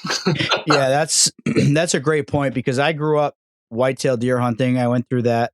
I'm still kind of in that phase. I just don't have the time to really. If I see a big buck or my brother sends me a picture, I like almost can't even look at it because I feel like this thing deep down inside of me. Yeah. I feel this psychotic like desire to start trying to pattern that buck and figure out where he's going and get it. And I just have to like suppress it because I won't have time to fly my birds. Yeah. So I went through that phase, but growing up that way, the coyote is, enemy number one. Enemy number one. Yeah. Enemy number one. But I love catching ducks with my goshawk. Mm-hmm. And the number one, I don't know if it's like, more about data than me, but just from my somewhat educated guess is that the mesopredator probably puts a lot more pressure on nesting sites, Coyote will. causing problems to that. And the coyote and Ramsey Russell, who is going to get on the show with us, he's a very well-known duck hunter, and I went on his podcast years ago. He explained to me that the coyote is the only thing that's really cleaning up the mesopredators besides trappers, and trapping numbers are not really where they should be. And that's why I tell people, that people do play a part in trying their hardest to manage them, but that coyote's doing it because he's got to do it or else he just starves to death. I mean, that's a hell of a motivator. And when you got all these coyotes out here all fighting for that same goal, they're going to eat way more coyotes and possums than you're ever going to trap, with the few people who are out there doing it. Yeah. And it's, especially here, a lot of the bad stuff you hear, you got to look at everything individually. A lot of the bad stuff you'll hear about coyotes is anecdotal crap from a lot of people. It's not stuff that they've put effort into validating in any way, shape, or form. It's just, I didn't see any deer this year. Some fucking coyote. Yeah, the coyotes are killing all the fawns. Yeah. Exactly. Like they do, but it's not necessarily. Well, that's the thing. I mean, we've all seen National Geographic growing up. We can't expect animals to not touch baby animals. You know what I mean? That's an easy food source. But if anybody looks me in the face and says we have a shortage of deer in South Carolina, I'm going to fucking laugh. We don't have a shortage here whatsoever. They're going to eat fawns, but, that's how the fucking world works. That's my stance on that part. But so at least here, they're not putting any sort of hurting on them to the point where we should be worried. But they are doing wonders so a big part here, 90% of the southeastern United States used to be longleaf pine savanna, right? So you had super spread out longleaf pines. The understory was beautiful, hundreds upon hundreds of native plants with seeds for the quail, for the rabbits, everything. And obviously we fucked that to hell and back. There's 5% of that left. Yep. But in 5% that's left, they're trying so hard to manage it. And especially quail's a hot topic. People love quail, especially bobwhite. And here, they're trying to make the habitat better for them so they can make a comeback because they've been struggling pretty hard. But I was talking to one individual who was doing a study on them, and they were monitoring the nesting sites. And he's like, every fucking nest got hammered by either a raccoon, a possum, or a cat, mostly cats, because he said they found out that a woman off of the property they were managing had like 40 fucking outdoor cats. Throw her in jail. Lock her up. Felony charge. Felony execution. Charge. Life in prison without the possibility of parole. There you go. So then they saw a group of the coyotes move in and establish a territory there. And I think every now and then they would hit a nest that they came across, but they were just constantly hammering those mesopredators. And so they saw nest predation actively go down when that group moved in. I mean, it was great. So they have, you got to balance it. I'm not against predator hunting. If you want to go hunt, go do your thing. That's fine. It's just when people get real crazy one way or the other, that's whenever I'm like, okay, we got to back it up a little bit. That's good. Because a lot of people, they throw in all these really silly justifications for what they do. They're like, I'm saving all the deer. It's like, no, you're not. You're predator hunting, but that's fine. Do that. Be a predator hunter. That's good. Yeah, that's good. People about it. And the same thing with the non-hunting people, like with the possums. Yeah. There's no data showing that they eat 10,000 ticks, but they do eat rotten carcasses. So if we're going to try to advocate for it, let's be realistic. Let's be truthful. and do your thing. But you ain't got to come up with shit to prove a point. That's my. That's good. Are you super side note? But I had just because of lack of sleep, arguing with a fellow falconer from out west who was triggered by a video. I just stumbled upon a video of a guy I follow. I know what you're talking about. Yeah, and it was just it was a couple, stag hounds killing a coyote, and this falconer was triggered by it. Yeah. And he said, "This is unsporting." And I'm not asking you to give necessarily your opinion on it. Well, I kind of am, but I'm not. I don't know how many other ways this is going, but yeah, like just because it's just you don't even have to answer. I just kind of want to go on a freaking rant, and everybody who listens to this show knows I go on a fucking rant.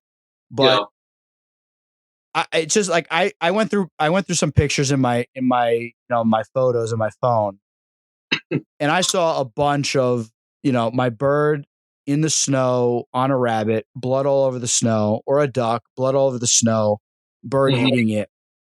And if you just superimpose that on a video of a couple coyote hounds that killed a coyote, it's like it's virtually the same thing. And me and Aaron, right, Aaron, we're gonna do a follow up to the Kirk Price hunt that we did. Me and Aaron both killed bears. This was it this past weekend or the weekend before? 2 weekends ago. 2 weekends ago, we both killed. Aaron killed his first bear. Congratulations to Aaron. I killed my second, and it was over dogs. And me and Aaron both, away from everybody that was there, we kind of like, especially we killed 3 in one day. That just goes to show you how many bears that are there. So hunting bears with hounds doesn't impact the population because it's legal. It's been legal for 100 years in West Virginia, and they're killing 3 in a day, and there's still bears every year that they're killing nonstop, and it's not making a dent. So that's just people who get upset about that stuff, and it's like Aaron said earlier with the coyotes. There's coyotes all over the Southeast. You just ain't gonna know they're there. I know there's bobcats in the wood behind my back or my yard, but I ain't never gonna see his ass. And even as big as a bear is, same thing for the majority of the population. They're not gonna see that bear, but when you have hounds on the ground and they can sniff them out, it's a whole nother ball game. It shows you really what's there. But, I'm a really big proponent of fair chase stuff. I really enjoy it. Anytime you get to work a dog, I enjoy it, and I'm kind of going on this journey over the next couple of years, trying to enjoy as many facets of dog work as I can between hogs, tracking and baying hogs, catching hogs. I would like to see some hounds work on different species of animals like y'all were doing. I think that would be really exciting. Even with what we do with the birds, it's like I tell people all the time. If I talk to anybody around here in the Southeast and I say, what do you think about a squirrel? They're a pain in the ass. They eat all my bird seed. They chew into my attic. Fuck them. And I'm like, okay, come out with me and the bird and watch what these squirrels do. And you will notice really fast, they're one of the most badass animals in the woods, because the shit they do to get away from a bird, a person, and a fucking dog all at the same time is mind blowing. I mean, I have so much respect for a damn squirrel. It's not even funny because they literally are badasses. And you would never know that. And I'm not, like I said, I have nothing against hunting with a gun, but I wouldn't know that like I was shooting them with a 22. They go up there and they're eating their little nut, and I, shoot him in the vitals, and he falls out the tree. I don't get to see that as much. But when we give them the opportunity to show us what they've evolved for thousands of years to do, your mind's blown. And so, those predators that you're chasing with a hound, they have the opportunity to escape, and many times they do. But whenever you're specifically talking about dog work, especially hounds and tree and stuff, you got the hunting aspect of it. There's researchers that utilize the skills of people with hounds to be able to locate those game animals and get them up in the tree so they can see them up close and personal. And then you got the stag hounds on the coyotes. My biggest thing, as long as once that animal is caught, found, or whatever happens after that, if it's done in the most ethical way you can do it, put it out of its misery.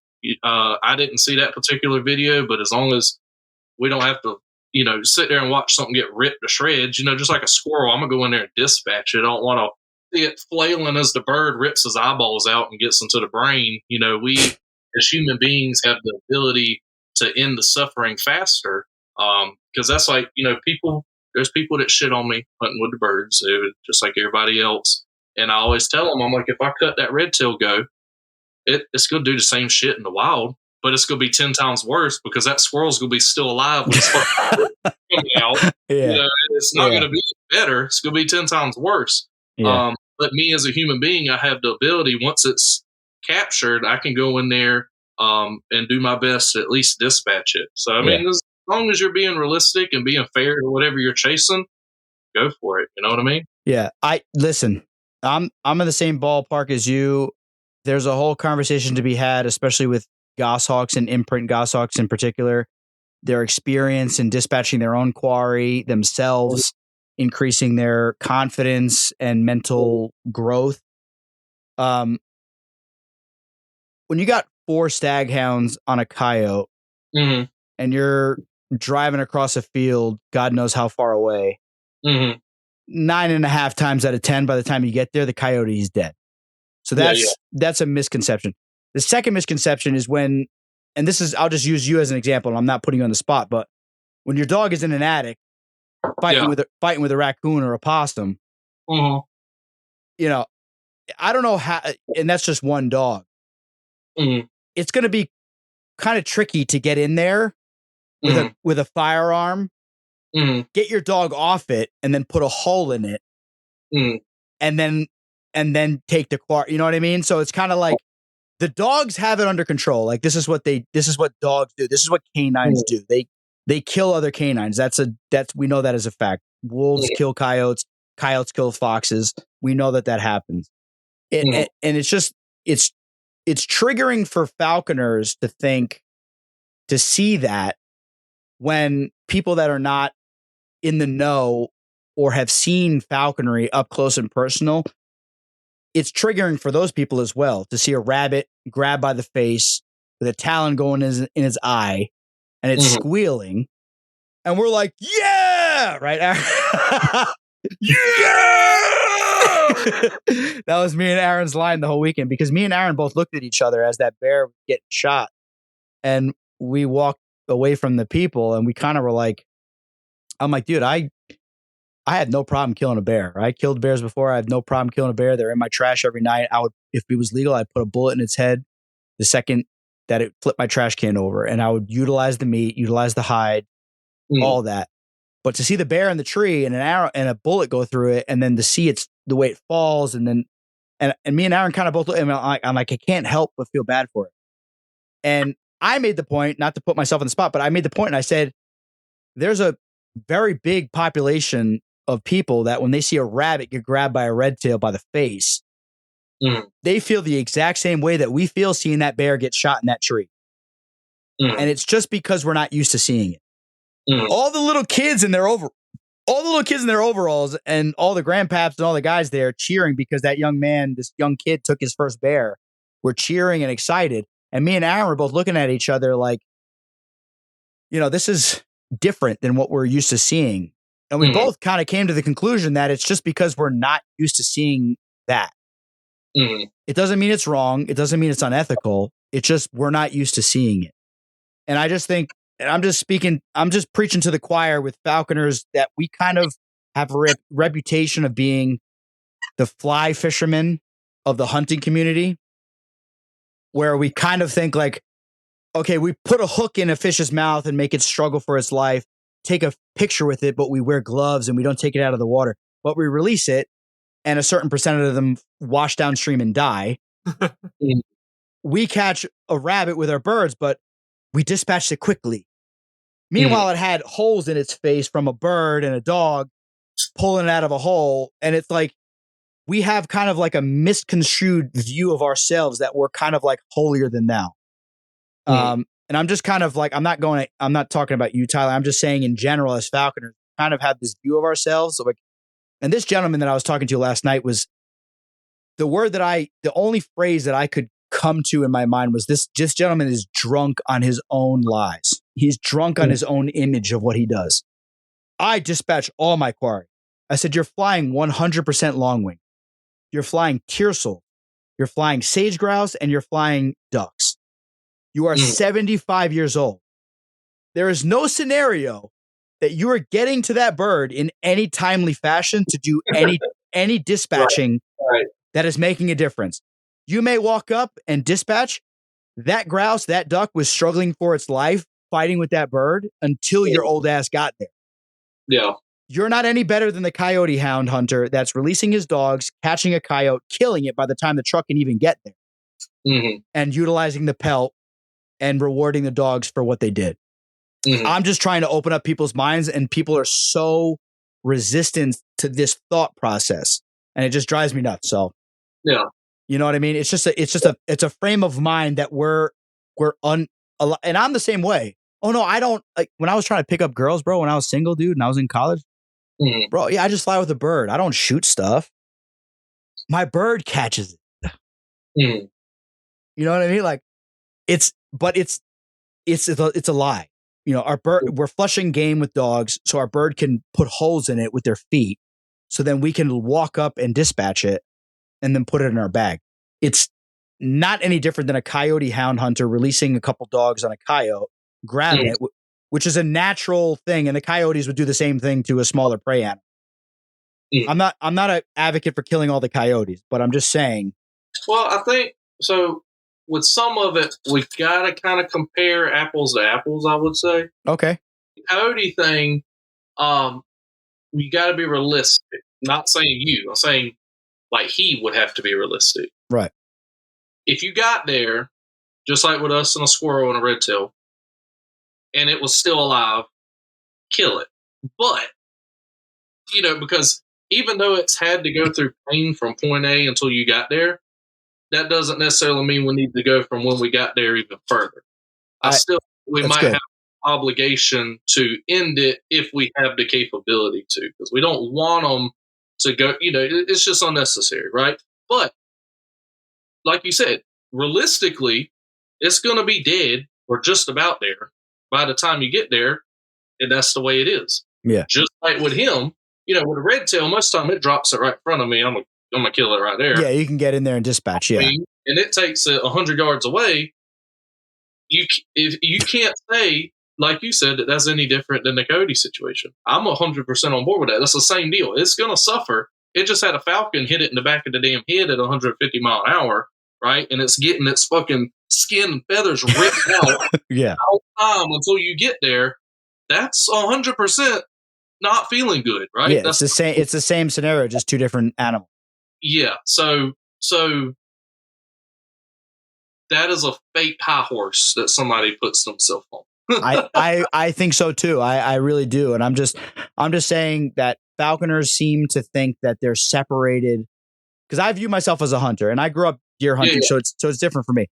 But there's some falconers that didn't hunt and then just got into falconry. Yeah. And they kind of view themselves as like separate from the hunting community, where they can tear down other hunters. Yeah. Because they're in some sort of way different from them. You hit the nail on the head. It's a similar situation. We just view it in a different way. Yes, it's natural.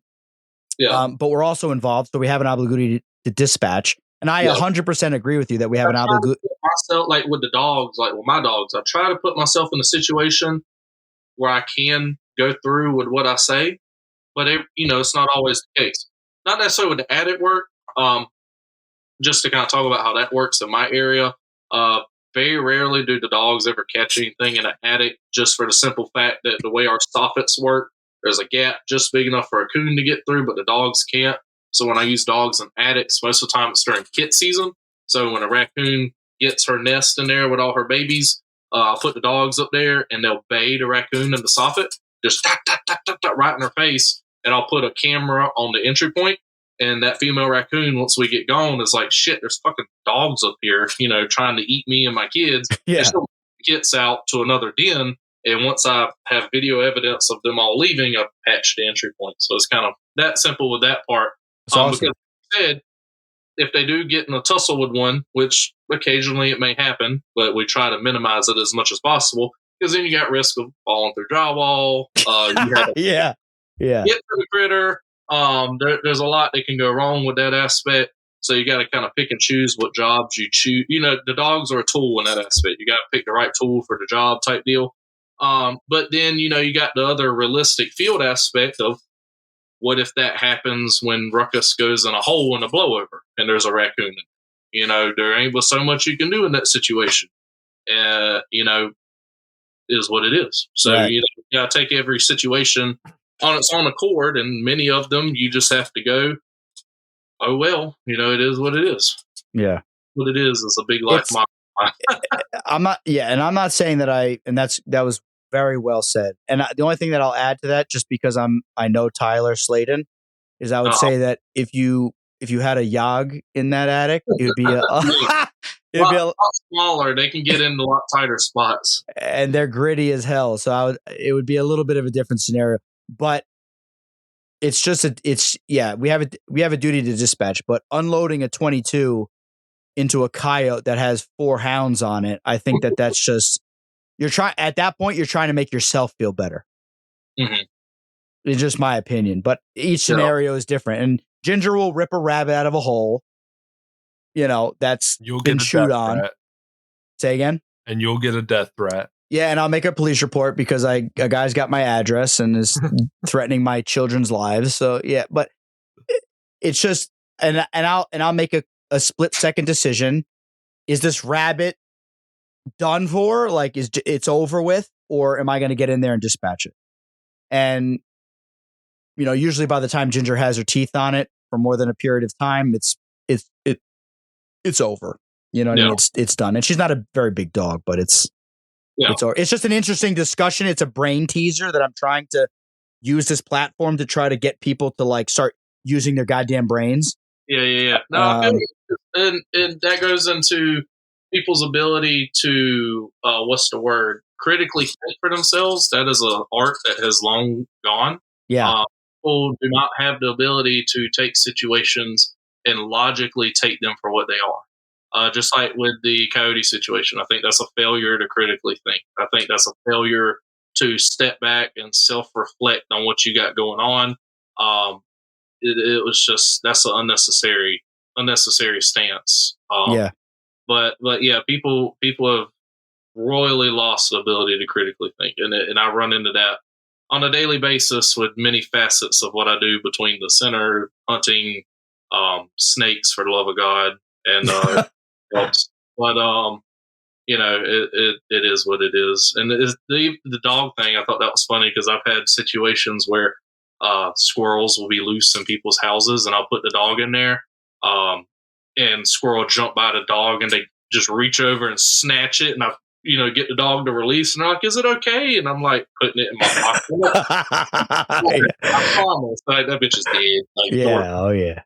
So to Tyler's point, I agree. We have an obligation to end animal suffering as quickly as we can. Anytime we're able. But in falconry, like to Casey's point earlier, sometimes he's talking about an imprint goshawk that needs to learn how to handle something on the ground, and you may have to resist the temptation to step in. You might have to let that bird handle it. And for all we know, the guy with the stag hounds and the coyote, those could have been young dogs that had to learn how to manage a coyote. Well, even with the birds, people have to understand that that's a natural process in itself. Birds aren't born with that knowledge for the most part. You got videos all day long of fucking peregrines tossing baggies to their young. The same thing with a kestrel, for the love of God. I imprinted that first kestrel, and I had to let her learn how to dispatch and handle house sparrows and such. Obviously, that's a lot smaller scale, but through that, she turned into a freaking psychopath, catching pigeons and every other goddamn thing she wanted to. Yeah.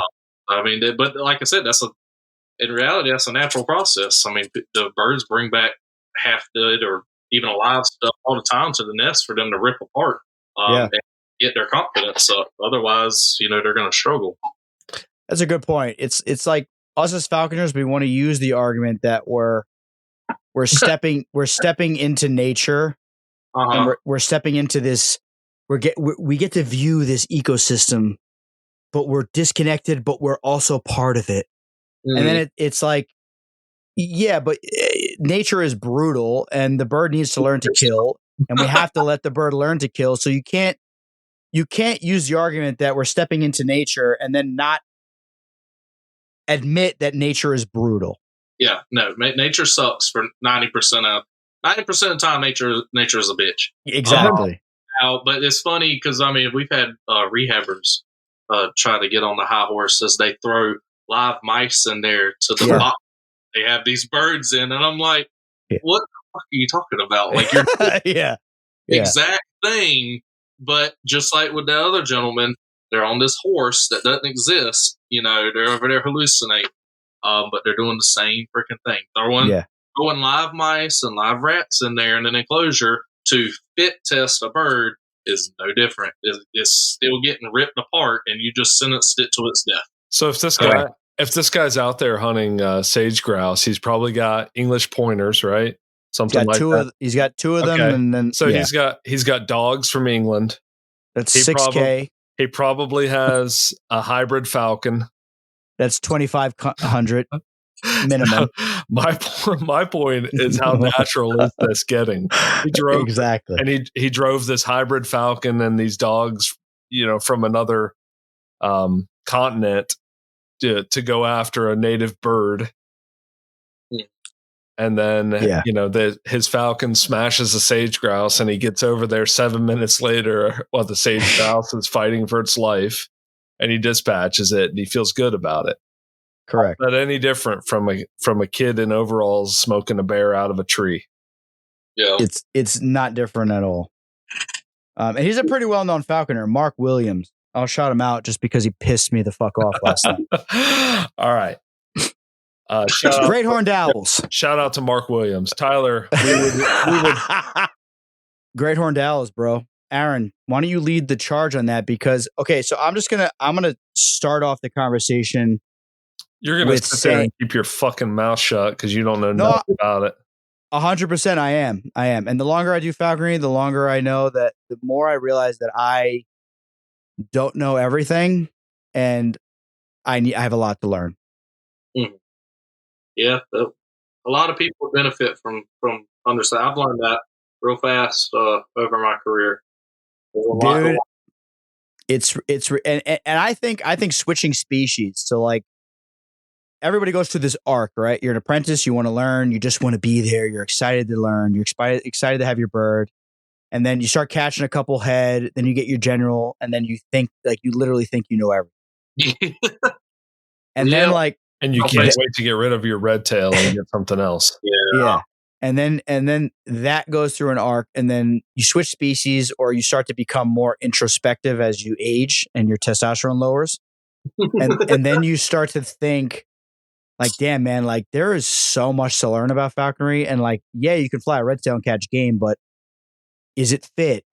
Is it trading off smoothly? Are you putting game in front of it? Are you finding the right spots? Are you understanding the quarry you're going after? It's like a never ending, like this never ending unattainable goal that we all kind of chase.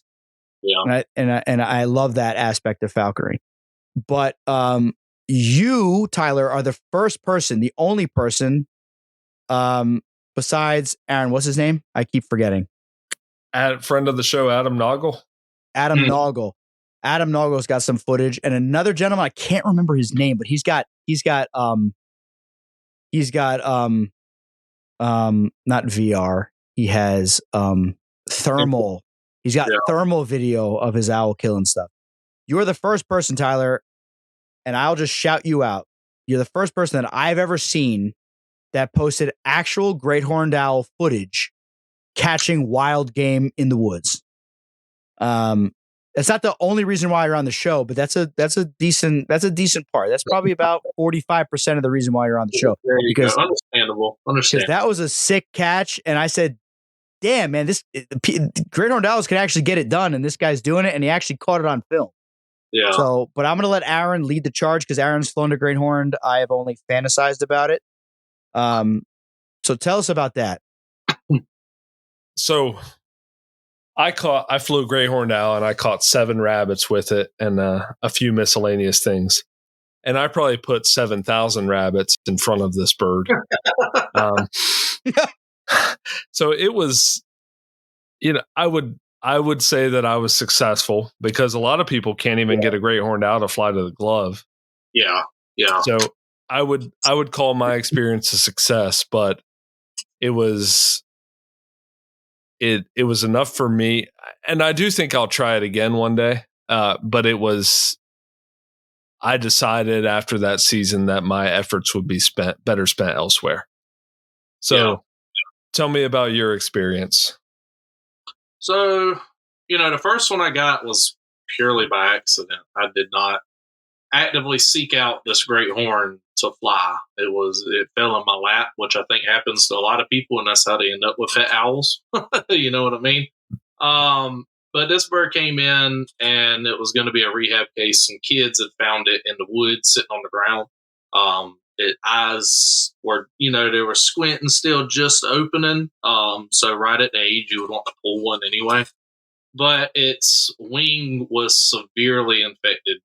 The feather cuticles were destroyed in it. I was like, I don't know if this bird's ever going to grow feathers in that wing again. It may just be SOL. And so I was like, okay, we're going to have to put a shit ton of effort into this bird between vitamins and massaging the wing and all this shit. We're going to have to be hands-on as hell just to get it where it's going to be functional. So I was like, okay, if I can get it to grow its feathers in and I can get it where it can fly, I'm going to fly it and let it be an owl. And that was my decision. And so we worked with her, and it did take a second. That one wing was a little bit behind, but the feathers did start growing in, so it got its primaries, then the secondaries, and it all worked out really well. That was Kimchi. That was my first great horned owl, and it was a female great horned owl. And it was funny because Adam, I remember when she passed, he had told me, he said, "There's no way that's a female." He said, "You can't fly." And so I got her DNA tested, and she passed before it came back. When it came back, I was like, "Look, it was a female." He said, "Son of a bitch." He's like, "I'm gonna have to rethink that part." But no, he was a really cool guy. He helped me a lot. I asked him a lot of questions whenever. So you know Adam? Mm-hmm. Yeah. Okay. Yeah, cool. He answered a lot of questions, and he even after she passed, he offered me a male that he had. But I was really wanting to, I kind of came up with this little bit of a procedure as far as imprinting it after talking to so many people and putting stuff together. And my goal was to see if it was replicable. Can I do it again? Does it make sense? Are the results the same? Right?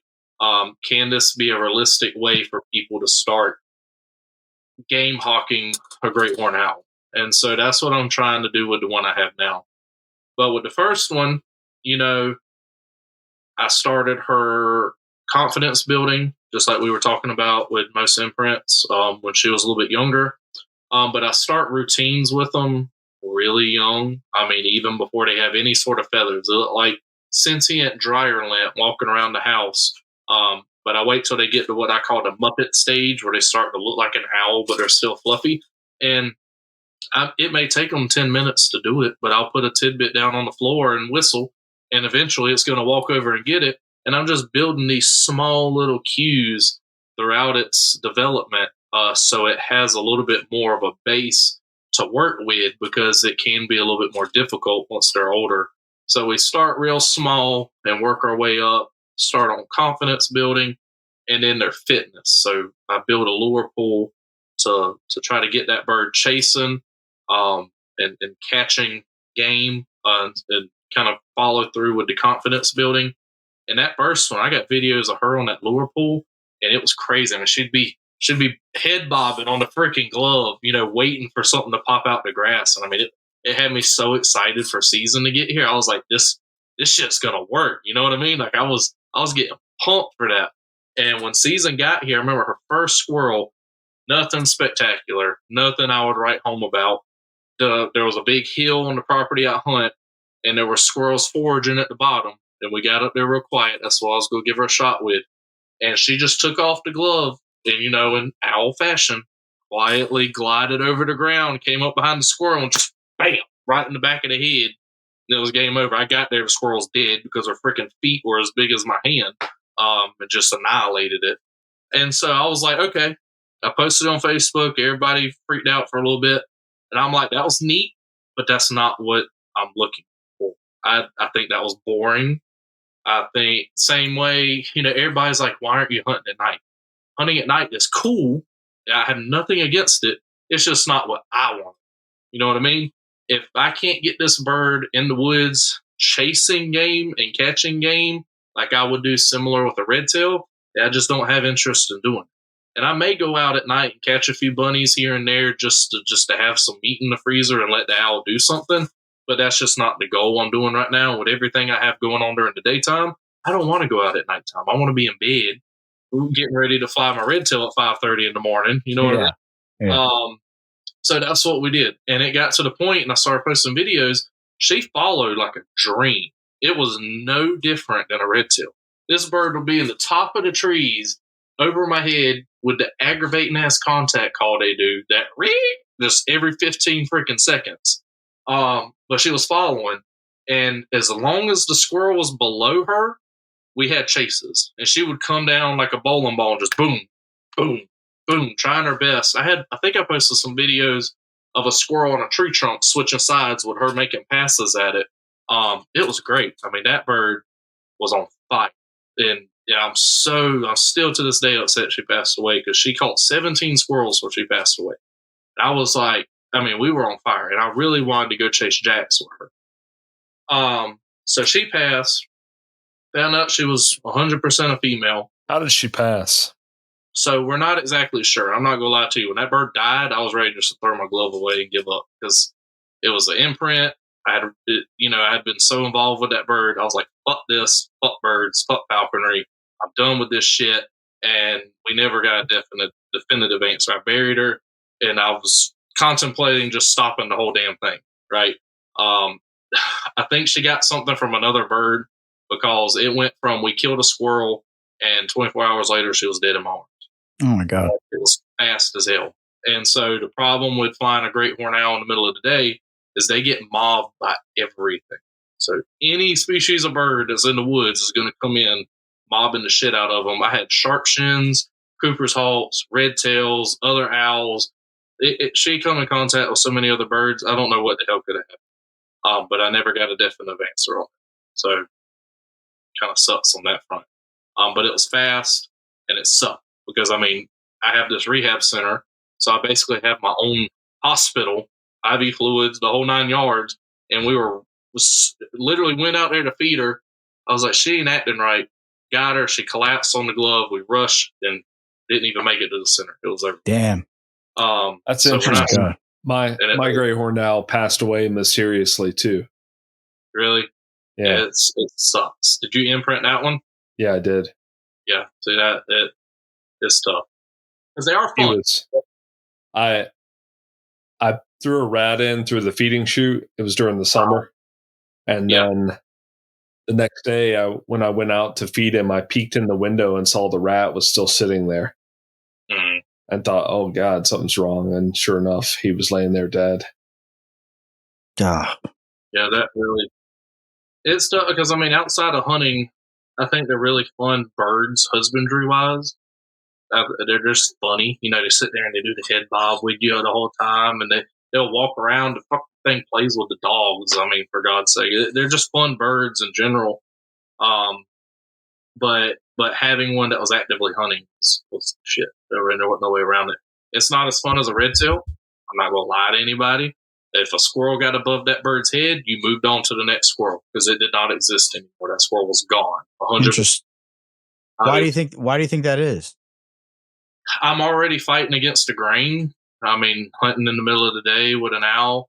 And I would assume that since they're big audible hunters and visual hunters, but they're sitting up on a light pole or a tree staring down in a field their whole life, that's just instinctive, is to just look down. And as long as it was down, it was fair game. And I didn't have the opportunity to really do a whole lot of throwing carcasses in a tree to try to get her to look up at it and catch it, to try to make that easier. But no matter how many squirrels I put in front of her, And it's like him. I mean, I put a lot of squirrels in front of that bird. We caught 17, but 10 times that got away. Because, like I said, if it was above her head, it was gone. Literally, if I took somebody hunting, I was like, they're like, what about that one? I'm like, fuck it. We got to go. I mean, that squirrel's gone. Don't pay that squirrel no more attention. And so we would move on to the next one. But with this one is a male. He is the female flew. I believe she flew right at 1,200 grams. She was a big girl. This one is flying currently at about 880 grams, little male. And so far, I'm not nearly as impressed with the males at all. I was hoping I would be more impressed with them, but I will say off the get go, so far from what I've seen, they're much slower to develop than the females are. Great horned owls develop slowly anyway. You know, they stay with their parents for a long time. So they stay babies for a long time. And that's what I try to tell a lot of people that get them. I'm like, listen, you're not going at the same pace as your buddy with a goshawk or a Cooper's hawk or anything along that line. That sucker's going to be killing stuff while it's still got downy feathers and wanting to kill more. This is not. This is the long game. You're not speed running this at all. And if you try to move too fast, too soon, you can really kill their confidence. I mean, I know some people that were throwing live squirrels to one as soon as they hard pin, and that bird was terrified. I mean, it did not want anything to do with that stuff anymore. So you got to slowly build them up. But with this one, he's still got freaking pin feathers coming. I mean, and it's January now. But he's still very much a baby. Now in Kansas, he blew me away. That was great. I mean, I was sitting here walking through these fields with him on the fist, and rabbits were busting. I mean, he was doing the damn thing. You know what I mean? I mean, he was flying them down, but they kept getting this cover, and he won't crash. So as soon as they got the cover, he'd peel off. But we had several really close slips. I was really upset. Well, I mean, we worked really hard to get him a bunny, but it just didn't work out. But that was a lot easier for him because, you know, the rabbit hunting there, that's really one dimensional. It's from point A to point B. That's all you have to do. But with squirrel hawking being 3-dimensional, going up, down, left, right, diagonal, I mean, you really got to work the whole space that is available. Him not being as serious yet, like that female was, is really hurting us. And right now we're working on getting his fitness up, because flying in a straight line don't require a whole lot of fitness, but getting up into treetops and following me around is a lot more labor intensive. So right now we're working on getting him to follow. And if I can get him to follow, I can put game up underneath him. So that's what we're working on now. We haven't got to that point. And as soon as I can get him tree topping and looking down at me, I've got a good southern fox squirrel spot that we're going to put him on and see if we can't snag one of those. And if I snag one of those, I'm going to be over the moon. I might just call my season there. I'm going to just catch one squirrel and just say, fuck it, I'm done. Over with. You know, I can die happy now. But I'm really thinking that this bird is probably not going to be what I want him to be till next season. You know what I mean? I think this season we're going to be working on building the basics. And then next season he'll be a lot more serious. So the only time will tell that. Interesting. Yep. Yeah, it's like it's foreign to me. It's like speaking like a whole nother language. So like if you have him in the field and he's in a tree above you and you're working, let's say, a hedgerow, and you kick out a rabbit and it runs, like he's just going to go after it and just chase it. I've never had that situation happen. Not here. I've never been able to put a bird in that situation. But if I shake a vine and a squirrel pops out, they'll nail it. So I would assume that if they are like my first one was, then theoretically, if a rabbit busted out in the open, they should fly it down. That's I would. What'd you say, Aaron? I said that's right.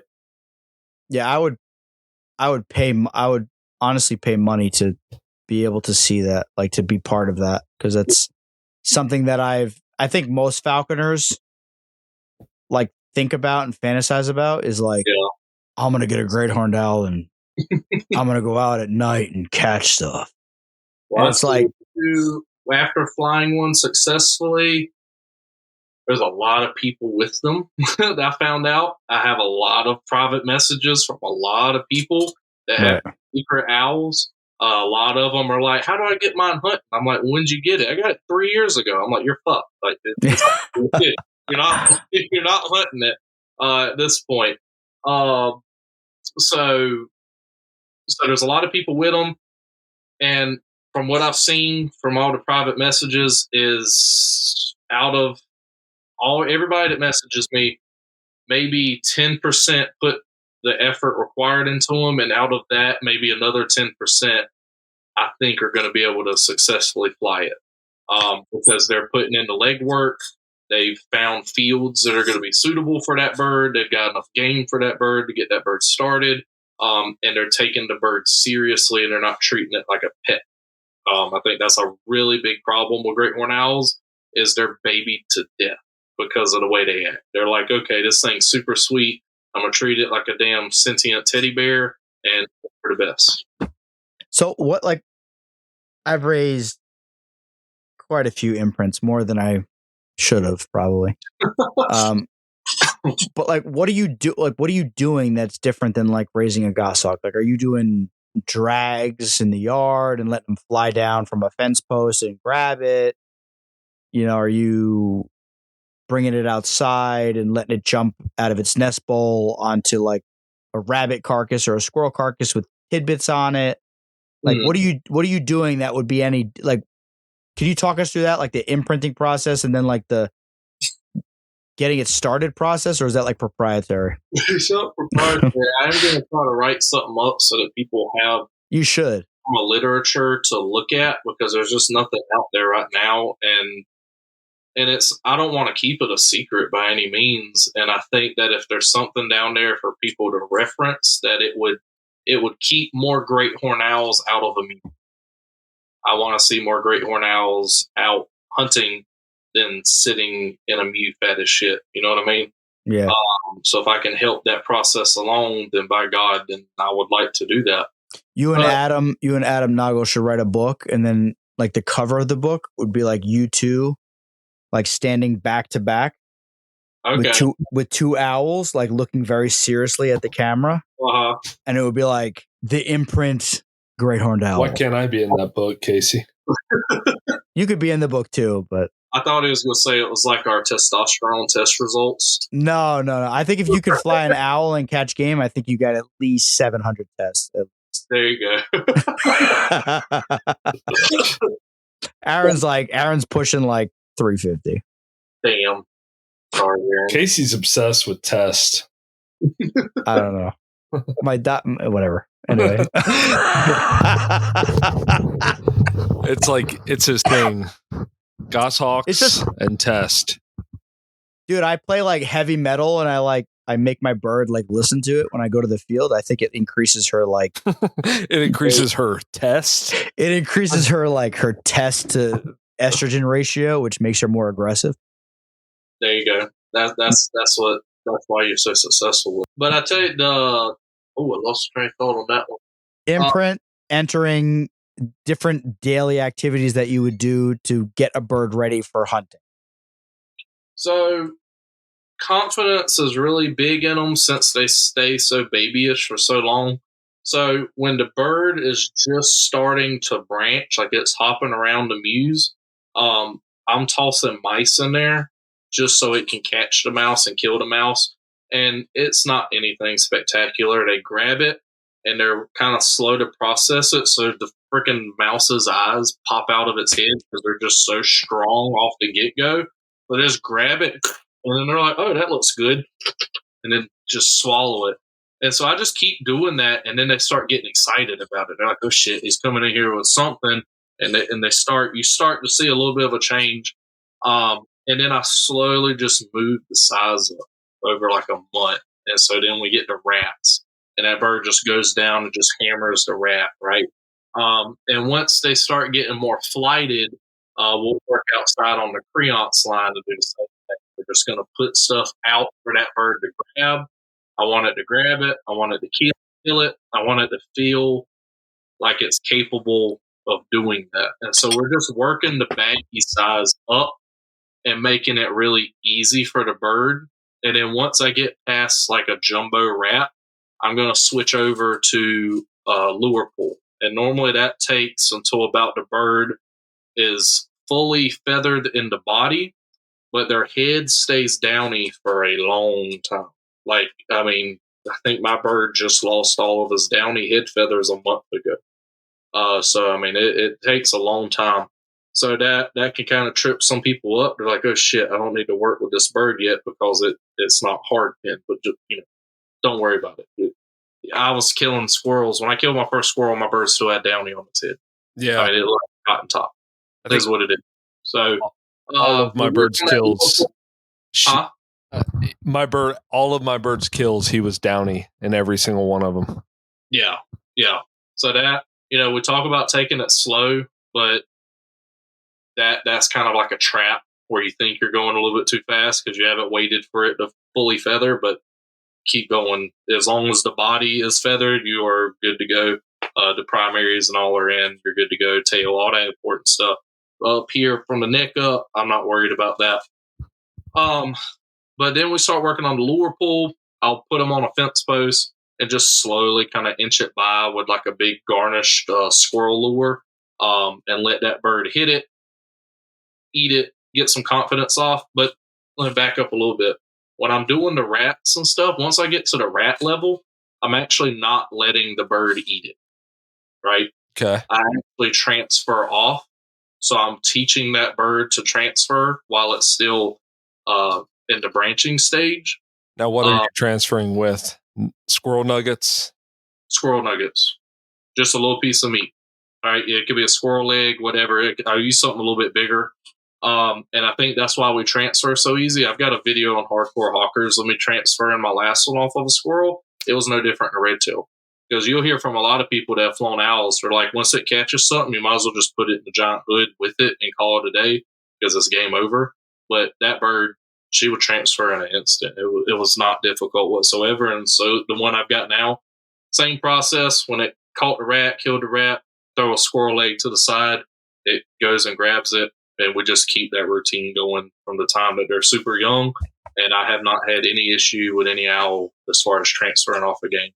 So I'm sorry to interrupt you, but so you're just like basically this stage of training, you're just basically going into the mew every day to do these exercises? Yeah, when it's still branching, I am.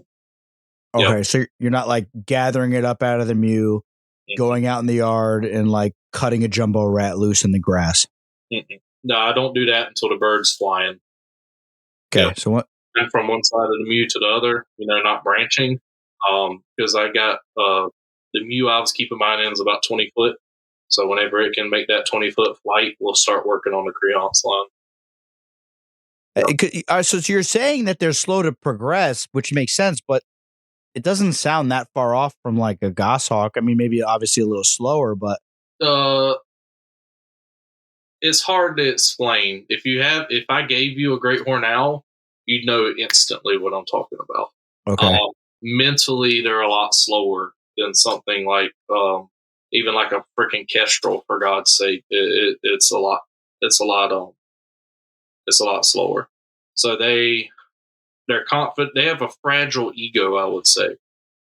That's why I've worked at kind of, rats are towards the further end of the spectrum.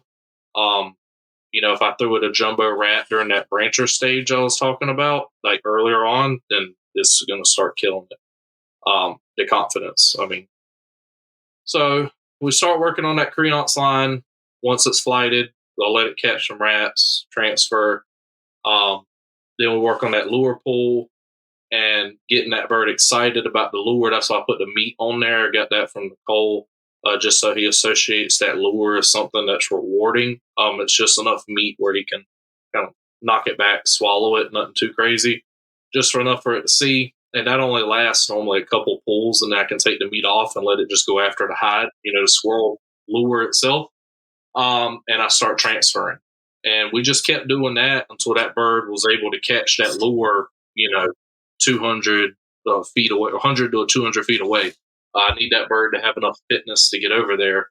And yeah, I mean, that's generally about it. It's not as complicated as a lot of people are thinking it is. I think most of the complicated stuff is that really early on building routines with the bird, and that routine makes it a lot easier for that owl to process what's going on because they're not stupid like a lot of people think they are. I think it's more of that bird has twice the stimuli coming at it than a diurnal raptor does. It's got the audible stimuli coming. I think you're spot on with that. Yeah, I mean, it's looking at the squirrel, but it's listening to a cricket fart 50 yards away at the same time, and it's got to kind of put all this together before it makes a move. Yeah. Interesting. Yeah. Yeah, it adds a whole nother element to managing slips. Yeah. You have to think about, because you've got a rabbit over here, but a car's coming around the bend thumping music, with a loud muffler. Yeah. And that adds a whole nother element. With you saying that you don't think it was that difficult, I think a lot of people underestimate the challenges of imprinting anything successfully. Yeah. It's hard. Yeah. It's hard work to successfully imprint a hawk. Yeah. I guess that's coming from the stance of imprinting other stuff. So if that's your first bird, dot your I's and cross your T's type deal. Y'all know that very well with all the accipiter stuff. Because that's, to me, that feels like a whole nother ball game that is intimidating for me to want to get into. It's probably easier, to be honest. Really? I mean, with your skill level and what you've done, it's really not that hard. I mean, I'm not the brightest crayon in the box, and I can catch. Well, that's what Tyler said when I went to New Mexico. He's like, I love you for it, but you're putting goshawk effort into a fucking owl. He said, just get a goshawk. Yeah. He's not wrong. He's not wrong. Oh my God. I'm like, I'm working on it. Just give me a minute. I said, when I kill shit with this owl, I'll move on. But until shit is dead and I have video and photos of it, I can't move on from the owl. So we're working on making it happen. Not until that southern fox squirrel's in the bag. Once I do that, then I'll buy. We'll put that. That's the. You heard it here first. If I kill a fox squirrel with the owl, I'll get a goshawk. There you go. Okay, we'll hold you to it. We're gonna hold you to it. That's good, man. That's a lot. That's a lot of good info. I think somebody could listen to this podcast and really have a good base to start off of.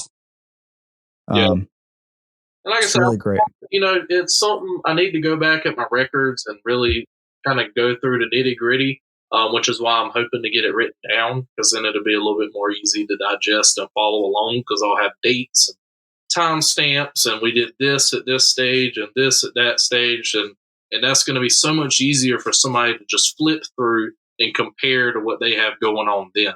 You know what I mean? I mean, even from like the pull date, like you got to pull them things before their eyes open up. And I got really lucky with this last one, because I can't even pull great horn owls in my state. Really? That they say you can't pull a great horn owl. It's that they don't open our freaking pull season until May 1st, and they're freaking grown by then. Yeah, right. So it makes it impossible for that. Now, I would like to see that change, and I would like to propose it, but I'm not going to do that. And that's part of the reason why I'm flying the owls, is because I want to show that they are a tangible falconry bird before I try to make a proposition to make it a little bit more available here. If I go up there and there's no evidence of them hunting frequently, then they're going to be like, why should we put the effort into doing this? So I want to be able to put my phone out and show videos of them freaking slaying squirrels or something, I think it's just an oversight, honestly. It's a legal falconry bird in almost every state. And, I'm of the opinion that we should be able to pull ISs at any point. Yeah, I mean, what are you going to do? Pull it too early? That's not a thing. I mean, that's what I want to propose here. And it's like you said, it was oversight. Nobody was thinking about somebody flying an owl back when they wrote those rigs. You know what I mean? The seasons line up with other birds basically any other bird you would pull in the seasons, right? Considering great horns at that time. So I don't think it would be super difficult, but if anybody wants to be an ass, I want to have ammo in the barrel, ready to rock and roll. Yeah. Well, You're good luck squeaky with clean. that. We'll see. Good stuff. All right, Tyler. I don't know about you guys, but I got to get up and go to work in the morning. The listeners don't care. They're on their way to work and they're trying to be entertained. Yeah. But yes, I think we covered a lot. So, Tyler, is there anything else that you'd like to cover? I think we hit about everything on the head. I appreciate you guys inviting me on and letting me kind of speak how I feel on some of this stuff. And hopefully, like you said, it gives falconers that are listening a little bit different perspective. Take a step back, be a little bit more logical about stuff, and think about it from a realistic point of view. Critically think about some of this stuff and see if it makes sense from another side. Because when you're in an echo chamber that you've made yourself, you get caught up in that echo chamber. So get out of it, and it'll help you see things a lot differently, and probably for the better. And it'll help not only your falconry, but your everyday life from here on out. Very well said. Very well. All right. Well, thank you, everybody. Where can people find you, Tyler, on social media if you're interested in the follows? Well, my Facebook page is completely public, so you just hop on there. You can see a lot of what I'm doing. That's what I'm doing mainly at the moment. Whenever I can work the workflow out a little bit better, I'd like to hop back on TikTok. You can find me there at That Snake Guy.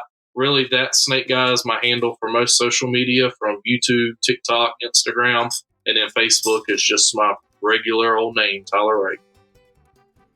All right. Perfect. Give him a follow. All right. Thanks for coming. Yes, sir.